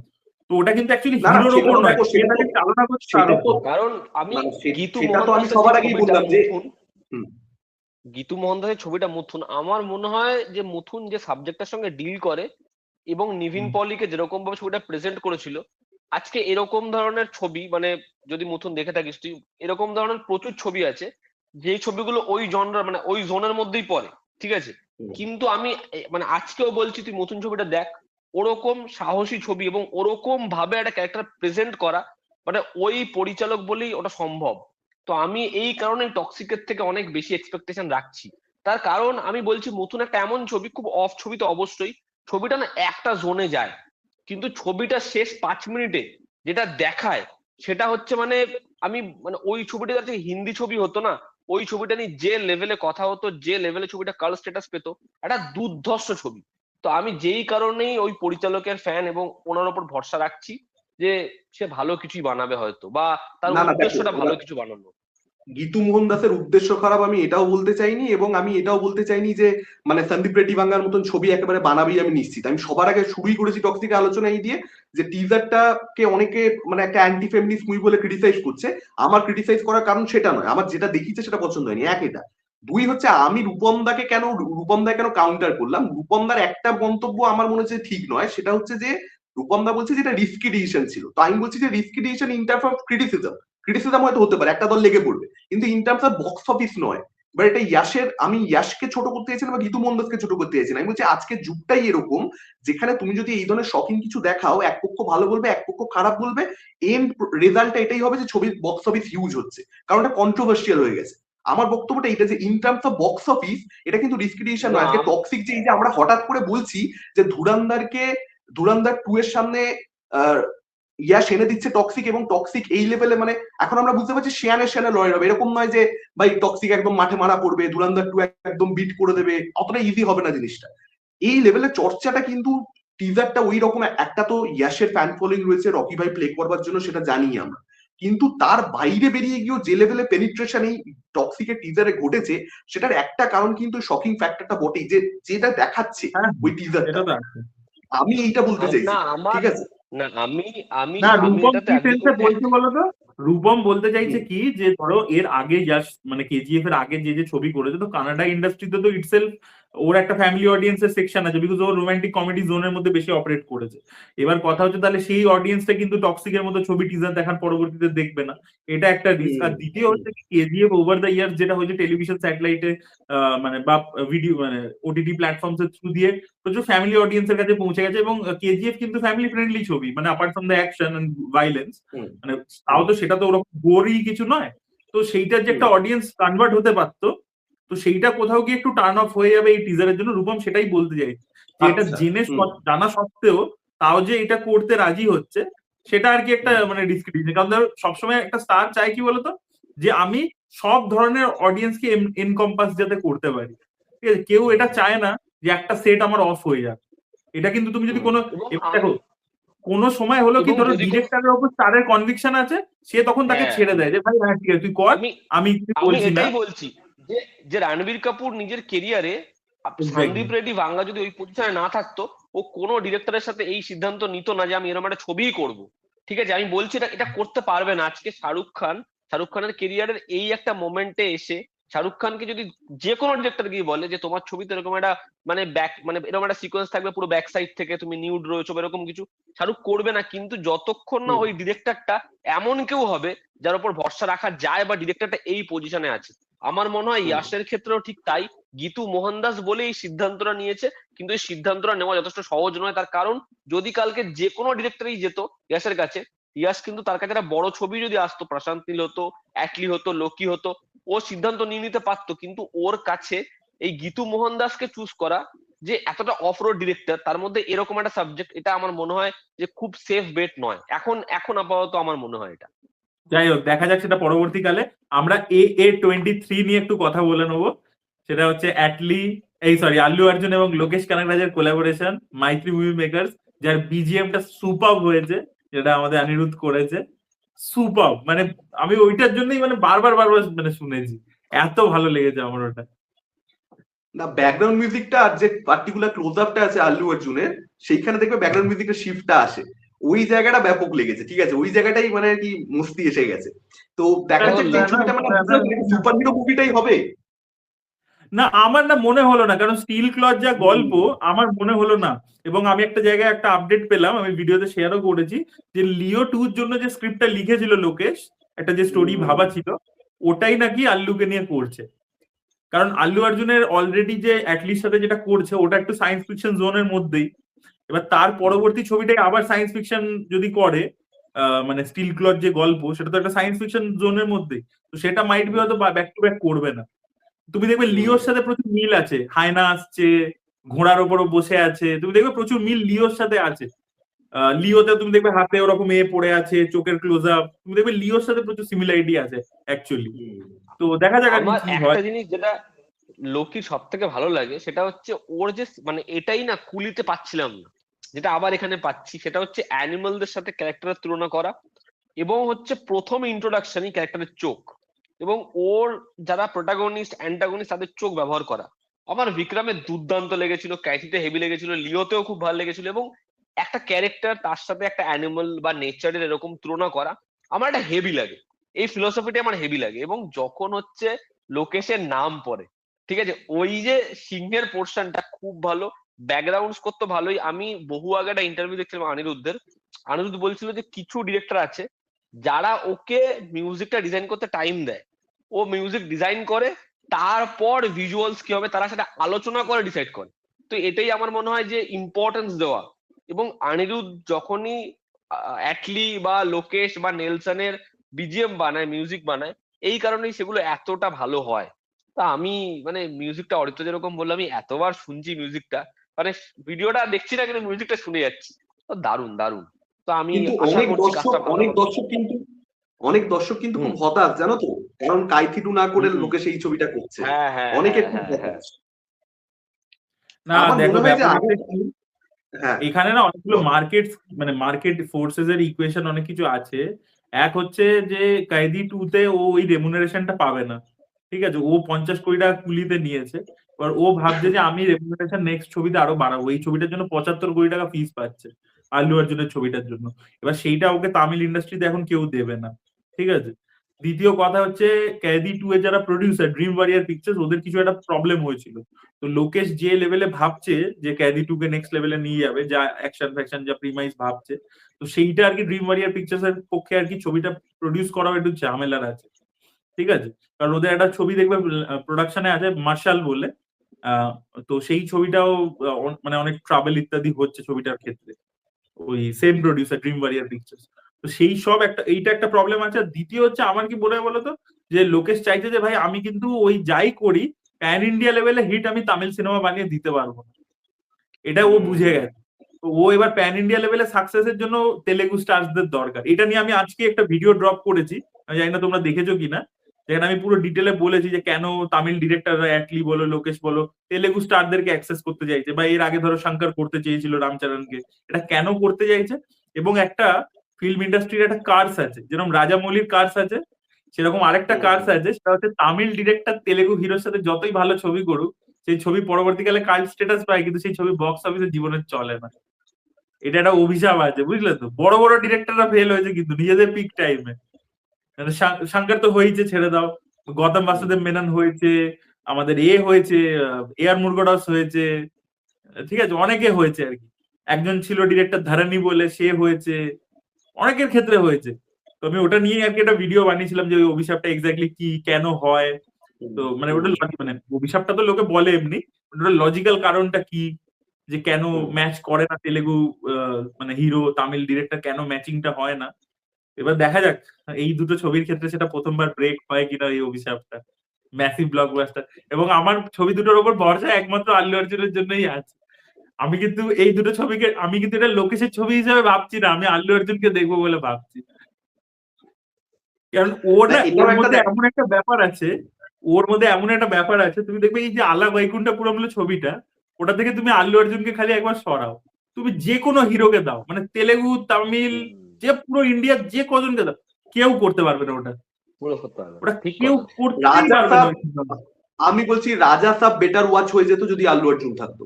প্রবাসী ফ্যানরা রেগে যাবে, কিন্তু আল্লু অর্জুন আমি বলছি যে ফার্স্ট হাফটাকে একটু দেখার মতো করে বানিয়ে দিত, কিছু একটা করে দিত, কি করতো আমি জানি না, কিন্তু কিছু একটা করে দিত। তো এইটা আল্লু অর্জুনের পাওয়ার রয়েছে। রাজা সাহেব নিয়ে একটাই কথা বলবো, রাজা সাহেব নিয়ে আলোচনায় আমি জানি না রাজা সাহেব তোমাদের কেমন কি লেগেছে। আমরা রাজা সাহেবের আলোচনা ঢুকে পড়ো, আমাদের আজকে আলোচনা মানে শেষ আলোচনা রাজা সাহেবের মতো জঘন্য ছবি, মানে বিশ্বাস করো আমি মানে অনেক টাকা দিয়ে ছবিটার টিকিট কেটেছি, ঠিক আছে। প্রথম কথা আমাদের এখানে সাউথ সিটি ছবিটা এসেছিল, এবং সাউথ অনেকটা কষ্ট করে আমার যেতে হয়েছে, টিকিটের দাম বেশি। আমি বলছি অরিত্র, এত বাজে ছবি। এবং আমার কথা হচ্ছে যে ডিরেক্টর যে জোন অপারেট করতে পারে না, মানে তার ধ্যান ধারণা নেই, তার সেটাতে রিস্ক নেওয়াই উচিত না। এই ছবিটাই একটা নর্মাল ফ্যামিলি ড্রামা হতো, কিচ্ছু যেতে আসতো না, ছবিটা খারাপ লাগতো ভালো লাগতো, কিন্তু এই যে হাই কনসেপ্টটা ছবিতে ঢোকাতে গেছে, সেটা প্রথম কথা ছবিতে নেই আর কি, এবং আছে খুব বাজে ভাবে আছে ছবিতে। এই যে তিনজন অ্যাক্ট্রেসকে এত নোংরা ভাবে প্রেজেন্ট করেছে, মানে মালবিকা মোহনের সাথে প্রভাস কি করছে, এবং প্রভাস গোটা ছবিতে মনে হচ্ছে কি ওই হয় না যে নেশা ফেশা করে রয়েছে, এরকম ভাবে চোখ ফোক, মানে কি লাগছে সিন দেখতে। সিনের কোরিওগ্রাফি এত বাজে, একটা দেখবে লাগেজ ব্যাগ ছুড়ে দিয়েছে নাকি মাটকাতে আটকে গেছে, ও এরকম ভাবে উড়ে যাচ্ছে, কি মানে জালি জালি জিনিসপত্র। আর ভিএফএক্স তো ছেড়েই দাও ভাই, খুব খুব খাজা। না আমার কি বলতো, আমার ছবির সেকেন্ড হাফের ওই যে জায়গাটা আছে না, যেখানে ওই বারবার প্রভাসকে মানে ও হসপিটালে গেছে কি যায়নি, ওই যে কনফিউশনের মধ্যে ফেলে দেয় যখন সঞ্জয় দত্ত, ওই জায়গা থেকে আমার ক্লাইম্যাক্সের দিকটা ভালো লেগেছে। এবং যে ছবির আমার মনে হয়েছে কি বলতো, অন পেপার যে আইডিয়াটা, বেসিক যে কোর আইডিয়াটা, এই যে হিপনোটিজম ইত্যাদি নিয়ে, ওগুলো ইন্টারেস্টিং ছিল কিন্তু, ঠিক আছে। কিন্তু আমার কি মনে, বা ধরো যে আইডিয়াটা যে ওকে ওর মানে মাথায় একটা নিজেকে সেলফ হ্যালুসিনেট মানে হিপনোটাইজ করতে হবে, তবে হারাতে পারবে, ওর নিজের মাথায় একটা মানে সব চক্রগুলোকে অ্যাক্টিভেট করতে হবে, ওই কনসেপ্ট গুলো কিন্তু আমার ভালোই লাগছিল। এবং ওই জায়গায় কিছু জায়গায় ভিএফএক্স ট্যাকই ছিল, বাট ওই শোডাউনটা আমার দেখতে কিন্তু খারাপ লাগেনি। কিন্তু আমার বক্তব্য হচ্ছে কি, একটা সিনেমা যখন তুমি শুরু করতে, তার ওয়ার্ল্ড বিল্ডিং বলে একটা জিনিস হয়, এই জিনিসগুলো এতটাই পরে, তার আগে এত ফিলার যে ভাই ওই অব্দি পৌঁছাতেই তো মাথা খারাপ হয়ে যাচ্ছে, পৌঁছাতেই পারে না। হ্যাঁ, ছবিটা ওইখানে পৌঁছে। অরিত্রদা যেটা বলছে সেটা আমি মানবো, যে কনসেপচুয়ালি বিষয়পত্রগুলো প্রথম কথা হচ্ছে দেখো ওগুলোকে হ্যান্ডেল করতে পারে, আইডিয়া লেভেলে ঠিক ছিল কিন্তু হ্যান্ডেল করতে পারেন। এবার যদি সেটা করতে পারতো মেবি একটা ভালো ছবি দাঁড়াতে পারতো। কিন্তু আমার কথা হচ্ছে যে এই যে দুটো একসঙ্গে ক্র্যাক করবো, যে আমি একটা তেলেগু ফ্যামিলি অডিয়েন্স কেও কেটার করবার চেষ্টা করছি, আবার আমি একটা হাই কনসেপ্ট কিছু দেখা যাচ্ছে, আমার মনে হয় না এটা এই দুটোর মধ্যে ব্যালেন্স হতেই পারে। দেখো পৃথিবীতে হতে সবকিছুই পারে সিনেমাতে, কিন্তু করা খুব টাফ। এবার এইটা করতে গিয়ে এবং ঘেটে এই ছবিটা পুরো একদম পুরো লেভেলেই হয়ে যেতে পারতো, বেটার হতো। না আমি বলছি এই ডিরেক্টর না, মানে চিরকাল যেটা হয়েছে, এই ডিরেক্টরের তো আমি অনেকদিনই ছবি দেখেছি, এ যতদিন নতুন ছেলে মেয়েদেরকে নিয়ে কাজ করে, ওর কেরিয়ারও শুরু করেছিল ওইভাবে, খুব লো বাজেট একটা ছবি দিয়ে, সেটা খুব বড় ব্যবসা করেছিল, সেখান থেকে ওর ব্রেক থ্রু হয় 2012-তে। তো তারপরে ওর রমকম স্পেসের মধ্যে কিছু অপারেট করতো, কিছু হরর কমেডি করেছে, ওর একটা প্রেমা চিত্রা কথা বলে একটা সিনেমা ছিল, ওটাও প্রডিউস করেছিল, লিখেছিল, ওটা খুব মানে বড় হিট হয়েছিল। তো হরর কমেডি জোনটাকেও কিন্তু বোঝে, এরকম নয় যে বোঝে না। কিন্তু ও ততক্ষণই অপারেট করতে পারে ঠিকঠাক যতক্ষণ ওর কাছে হিরোটা ওর খুব মানে আননোন, মানে নতুন। সাই ধরম তেজ বা নানি প্রথম দিকে, ওর সাথে নানি একটা ছবি করেছে জানো তো, এবং সেটা হিট ছবি। আচ্ছা তার প্রডিউসার হচ্ছে আচ্ছা। আল্লু অর্জুনেরই ফাদার। 2015 সালের ছবি, দেখো পারলে। ওই ছবিটা দেখলে কিন্তু তুমি ডিরেক্টরকে গালাগালি দেবে না, তুমি বলবে যে আরে ঠিকই তো, চিমচাম ছবি। এক্সট্রাঅর্ডিনারি ছবি ও কোনোদিনও বানায়ও নি, কিন্তু ওর ছবিটা ততক্ষণই ভালো যতক্ষণ ও একটা নর্মাল স্টার, মানে যে ধরো স্টার হয়নি, নানি তো তখন এত বড় স্টার হয়নি, তো তাকে নিয়ে অপারেট করলেও ঠিক আছে। কিন্তু যে মুহূর্তে ও তেলেগুর মধ্যেই ধরো ভেঙ্কটেশকে নিয়ে একটা ছবি করতে গেছে, পারেনি। আরো অন্য স্টারদেরকে অ্যাক্সেস করে ছবি করতে গেছে, পারেনি। এবার কি হয়েছে, প্রভাস মানে কি বলতো, প্রভাস মানে তুমি বাজেট পেয়ে গেলে 300 কোটি, এবার সবাই না ওই বড় বাজেটটাকে হ্যান্ডেল করতে পারে না। এবার তখন মনে হচ্ছে কি এটাও করে দিই, ওটাও করে দিই, সেটাও করে দিই, করতে গিয়ে জিনিসটা ঘেটে ফেলেছে। নাহলে ও আর না কিন্তু তুমি প্রভাস, যদি ইয়ে দেখো। না আমার মনে হয় প্রভাসেরও না মানে এফোর্ট এত কম এই ছবিটাতে। তুমি দেখবে যে ডাবিং কি হ্যাঁ, বাজে করেছে প্রভাস, আর সঞ্জয় দত্ত কি ডাব বাজে ডাবিং করেছে। আর সঞ্জয় দত্ত আমার মনে হয় কি যে এবার সঞ্জয় দত্ত মানে এবার মানে এ করে দেওয়া উচিত। ধুরন্ধরে একটু ভালো লেগেছে সঞ্জয় দত্তকে, লাস্ট কিছু ছবিতে সঞ্জয় দত্তকে খুব বাজে লাগছে। এত ভালো অভিনেতা, একসময় এত ভালো ভালো পারফরমেন্স দিয়েছে, কিন্তু বুড়িয়ে গেছে, বয়স হয়ে গেছে সঞ্জয় দত্ত, আর পারে না সঞ্জয় দত্ত, একদম পারে না। তো এইটা খুব আর প্রবলেম, সঞ্জয় দত্তকে এত খারাপ লেগেছে রাজা সাবে। প্রভাসের এক্সপ্রেশন এত বাজে, ওই লাস্ট তিনটা জোকারের ওই জায়গাটায় মানে করছে, কি বাজে এক্সপ্রেশন, না, মানে খুব প্রভাসের খুব প্রবলেম বাজে। হয়েছে কি বলতো, প্রভাসের এই যে মুখটা এত বেশি ব্লোটিং বলে না, মানে ফুলে যাওয়া, ওর মুখটা ফুলে হুম। গেছে। এবার ওই কারণে মুখ ফুলে গেলে কি হয়, তুমি দেখবে তুমি এক্সপ্রেস করতে পারবে না। তোমার মুখে হ্যাঁ, চোখে যে এক্সপ্রেশন না, ধরো রাগ বলো বা দুঃখ বলো, তুমি ফুটিয়ে তুলতে পারবে না, অদ্ভুত লাগবে তোমার। তুমি এই প্রভাসেরই মির্চি বলে একটা সিনেমা আছে, 2013 সালের সিনেমা, ওটা দেখো, ওখানে তুমি ওর অভিনয় দেখো, কেউ ওই বলতে পারবে না ওই কিন্তু তো যে যেটা, প্রভাস বাজে। বা ছাত্রপাতি দেখো, ঠিক আছে। এবার এইটা তুমি ছাত্রপাতি। সত্যি কথা, সাগর নীল একটা ভিডিওতে বলছিল যে প্রভাসকে সিরিয়াস রোলসে বেশি ভালো মানায়, অ্যাকশন হিরো রোলসে বেশি ভালো মানায়। কিন্তু তুমি আরো একটা তোমাদেরকে ছবি বলছি, কাজল আগারওয়ালের সাথে ও করেছিল, মিস্টার পারফেক্ট বলে ছবিটার নাম, 2010-11 ছবি, তখন দেখেছিলাম স্কুল লেভেলে। ওটা কিন্তু একদম হুম। রোমান্টিক গল্প ছিল আর কি, যে ইউএস থেকে এসছে এবং কাজল আগারওয়ালের সাথে ওর বিয়ে ঠিক হয়েছে, কিন্তু ও বলছে কাজল আগারওয়াল আমার জন্য মানে বিয়ে সুটেবল করবে নয়। না। না আমি, দেখেছি দেখেছি দেখেছি। হ্যাঁ, ওই সিনেমাটা তুমি হুম, দেখবে, তোমার কিন্তু প্রভাসকে মানে এরকম লাগবে না যে একটা ফ্যামিলি ফিল্ম, একটা কমেডি রোম্যান্সের মধ্যে ও যে ফিট করছে না, এটা তোমার মনে হবে না কিন্তু। মনে কিন্তু হবে না। এখন এক হয়ে গেছে, প্রভাসের না অনেকগুলো শরীরে ইনজুরি ইত্যাদি হয়েছে। এবার দেখো, এটা কোনোদিনও জাস্টিফিকেশন হতে পারে না যে ওর কি হচ্ছে সেটার জন্য ওর পারফরমেন্স কিভাবে এফেক্টেড হচ্ছে সেটা আমাদের কি যায় হুম, আছে। তো প্রভাস ওই জন্য তুমি দেখবে কি, কিছু ডান্স ফান্স গুলো নিজে করেইনি, ওগুলো কোনো অন্য কাউকে দিয়ে করিয়ে ফেস রিপ্লেসমেন্ট করেছে, সেগুলো বোঝা যাচ্ছে তুমি দেখবে। তবে মুখটা না ফুলে আরেকটা গেছে। জিনিস, না, এই যে তিনটে নায়িকা, আমি বলছি যে দেখো আইডিয়া একটা আনলে তেলেগু ফিল্ম মেকার অনেক কিছু করে যেটা আমি হজম করতে পারি না, বুঝতে পারি না কেন করেছে। কিন্তু তাদের একটা নিজস্ব যুক্তি থাকে ছবির মধ্যে, যাতে ঠিক আছে হ্যাঁ, আমার অডিয়েন্সকে আমি চিনি, আমি সেই জায়গা থেকে করছি। ধরো হ্যাঁ, ত্রিবিক্রম, সে কিন্তু মানে জানে যে আচ্ছা ঠিক আছে আমার এটা অডিয়েন্স। এবার মারুতি এই অনিল শুধু তিনটে রাভিপুডি, নায়িকা, অনিল হ্যাঁ মানে রাভিপুডি। হ্যাঁ ঠিক আছে, কিন্তু কি সেন্সে তিনটে নায়িকা রাখলো এবং ওদেরকে নিয়ে করলো কি ছবিটার মধ্যে? আমি ঠিক এইটা না বুঝতেই পারলাম না যে নিজের কাছে কি কোনো যুক্তি আছে যে তেলেগু অডিয়েন্স কি পছন্দ করবে। আমার তো মনে হয় না তাও করবে। এটা কি দেখো, হচ্ছে ছবির মধ্যে? তেলেগু অডিয়েন্স এরকম একটা হিরোর সাথে দুটো তিনটে নায়িকা এগুলো পছন্দ অ্যাকচুয়ালি করে, ঠিক আছে। এবং সেগুলো তুমি দেখবে 90s যখন রিমেক হতো, সালমান খানের সিনেমা, তারপরে গোবিন্দার সিনেমা, ওগুলো তো তেলেগু তামিল সিনেমারই রিমেক ছিল, ওখানেও দেখবে সেম কনসেপ্ট থাকতো, একটা সিনেমায় একটা হিরো দুটো হিরোইন, একটা হিরো দুটো হিরোইন, ঠিক আছে। এবার কি বলতো, সেটাকে কিভাবে হ্যান্ডেল করছো, এটা তুমি ঠিকই বলেছো, যে কিভাবে হ্যান্ডেল করছো, তুমি জিনিসটাকে দেখাচ্ছ কি করে। তোমাদেরকে একটা বলছি, তোমরা জুড়বা দেখেছো, সালমান খানের জুড়বা? হুম হুম হুম হুম, হুম হুম, হুম হুম। জুড়বে দেখেছো তো? এবার ওটা হচ্ছে হুম। বেসিক্যালি একটা তেলেগু সিনেমা আছে হ্যালো ব্রাদার বলে, যেটাতে নাগার্জুনা ছিল, সেটার রিমেক। এবার সেই যদি ছবিটা দেখো, ওখানে একটা গান আছে কানি পেটারো বলে, যেটা কিছুটা ওই ডেকয়েড বলে যে ছবিটা আসছে না গো, আদি বিশেষের ছবি হ্যাঁ, ডেকয়েড, হ্যাঁ, হ্যাঁ। ওতে ইউজ করেছে তেলেগু ট্রেলার, মানে টিজারটাতে ওটা পিছনে ইউজ করেছে কানি পেটারো গানটা। ওই গানটা হুম। চালিয়ে ইউটিউবে দেখবে, দেখবে নাগার্জুনা গানটার মধ্যে নাচছে, ঠিক আছে। গানটা খুব ভাইব বালা গান, মানে শুনে মস্তি লাগবে। তিনটে হিরোইন চলে এসছে, ওরা কিন্তু সিনেমাতে নেই, কিন্তু ওই গানটাতে তিনটে হিরোইন এসে ওর সাথে নাচে, ঠিক আছে। তিনটে হিরোইন নাগার্জুনাকে জড়িয়ে ধরছে, তিনটে হিরোইন ওর গায়ের ওপর পড়ে যাচ্ছে, এরকম সিন আছে। কিন্তু তোমার কিন্তু ওটা চিজি লাগবে না, এটাই হচ্ছে ব্যাপার। এক হচ্ছে নাগার্জুনা জানে যে ওটাকে কিভাবে হ্যান্ডেল করবো, ঠিক আছে। আর ওর যে ডিরেক্টর ছিল ইভিভি সত্যনারায়ণ, খুব বড় ডিরেক্টর ছিল, ও বানিয়েছিল হচ্ছে হিন্দিতে একটাই কাজ করেছিল সূর্যবংশম, ঠিক আছে? তো ও না ওটাকে হ্যান্ডেল করে দিয়েছে। তো তাই জন্য তোমার ওই জিনিসটা চিজি লাগবে কি লাগবে না, ওই দুটো হিরোইনের যে কনসেপ্ট বলো বা তিনটে হিরোইনের কনসেপ্টটা চিজি লাগবে কি লাগবে না, ওটা কিন্তু ডিরেক্টরের হ্যান্ডলিং এর উপরও ডিপেন্ড করে। তো সেটা এখানে করতে পারেনি আর কি, লজিক্যালি ব্যাপারটা দাঁড়াচ্ছে না। আর নায়ক নায়িকা কাদেরকে নিচ্ছে তার উপরেও ডিপেন্ড করে। আমি বারবারই বলছি এই ছবিটা আল্লু অর্জুনের ছবি ছিল, ভুল করে প্রভাসের সঙ্গে হয়ে গেছে, ঠিক আছে? আর নায়িকারাও মানে না না বুঝতে না পেরে না গেছে কি এটা হচ্ছে। এটা আল্লু অর্জুন ভালো করেছে, এরকম ছবি আল্লু অর্জুন করেনি, ভালো হয়েছে। তার কারণ এই ছবিটা ছবিটা আল্লু অর্জুনের রেস গুরম ছবিটাই কিছু আছে, তুমি বলো তো এটা সিনেমাটার কোনো গল্প আছে? শোনো, আমি দেখো রেস গুড়ামের সেকেন্ড হাফ আমার জমে না, ঠিক আছে? কারণ ব্যাপারটা মানে ব্রহ্মানন্দ না কি জানো অভিনেতার নাম বলো, খুব কমেডি করে, তার সঙ্গে আল্লু অর্জুন যা সমস্ত করে, ঠিক আছে? ওটা ওটা মানে আমার কয়নি, কিন্তু আমি বলছি যে ওই ছবিটাও আমি 10 বার 15 বার দেখে নেবো আল্লু অর্জুনের জন্য, কিন্তু রাজা আবার দেখা যায় না। না রেস গুড়াম না ফার আমি বেটার ছবি। বলছি রেস গুড়ামে না না আমি না বলছি রেস গুড়ামে একটা রেস সিন গুড়াম আছে, আমি বন্ধু এক সেকেন্ড বলি, কর্ণজিৎ হচ্ছে, কর্ণজিতের হচ্ছে মানে যদি কর্ণজিৎকে জিজ্ঞাসা করো যে ইন্টারস্টেলার না রেস গুড়াম, ও বলছে রেস গুড়াম, ঠিক আছে?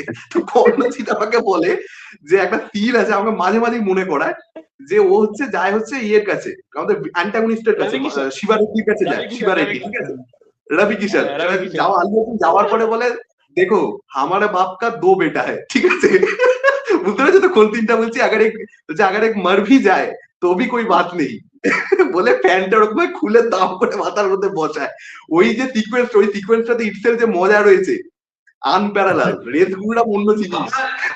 না কেন, রেস একটা গুড়ামের সিন বেস্ট আছে সিন না, লাগে হচ্ছে একটা ব্রহ্মানন্দ সিন যাবে হচ্ছে আছে, রবি কিষানের কাছে, গিয়ে চলন্ত গাড়ি থেকে উঠে নেমে যাবে, নেমে গিয়ে মারবে, টায়ার ঘুরে বেড়ে যাবে, ওই গাড়িটা ঘোরা শুরু হয়ে যাবে। ভাই আমি স্পিনটা দেখে ভাবছি ভাবছি রোহিত শেট্টি কোথায়, বাচ্চা এর কাছে।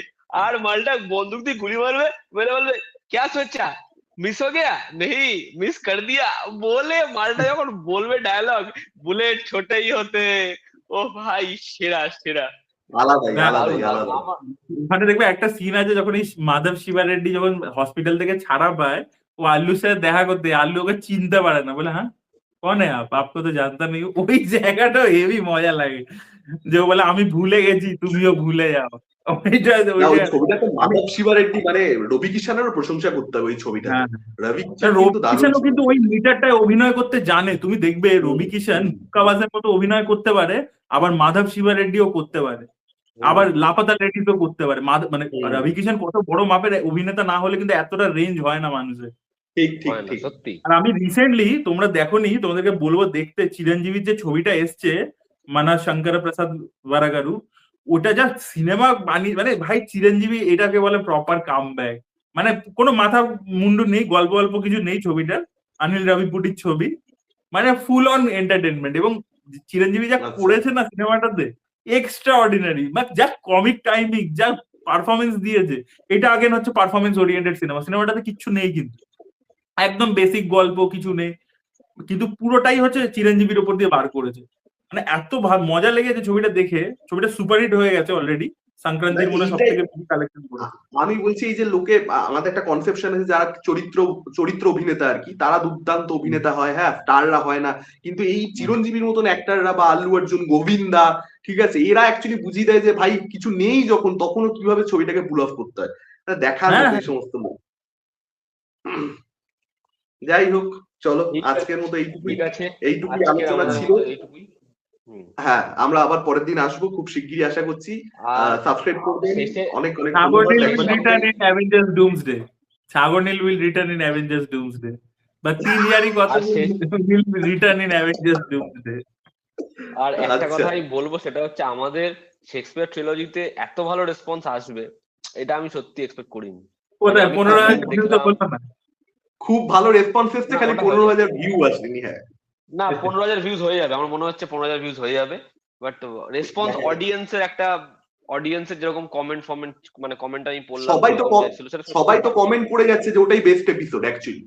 হ্যাঁ, হ্যাঁ ঠিক আছে, আমরা আমরা আমরা আবার কিছু একটা নিয়ে আসবো, ঠিক আছে ঠিক আছে। খুব শীঘ্রই আসবো, এটা প্রমিস খুব করছি, মানে শীঘ্রই আসবো। এবারে আর 1 বছর দেরি লাগবে না। ঠিক আছে, চলো চলো, টাটা।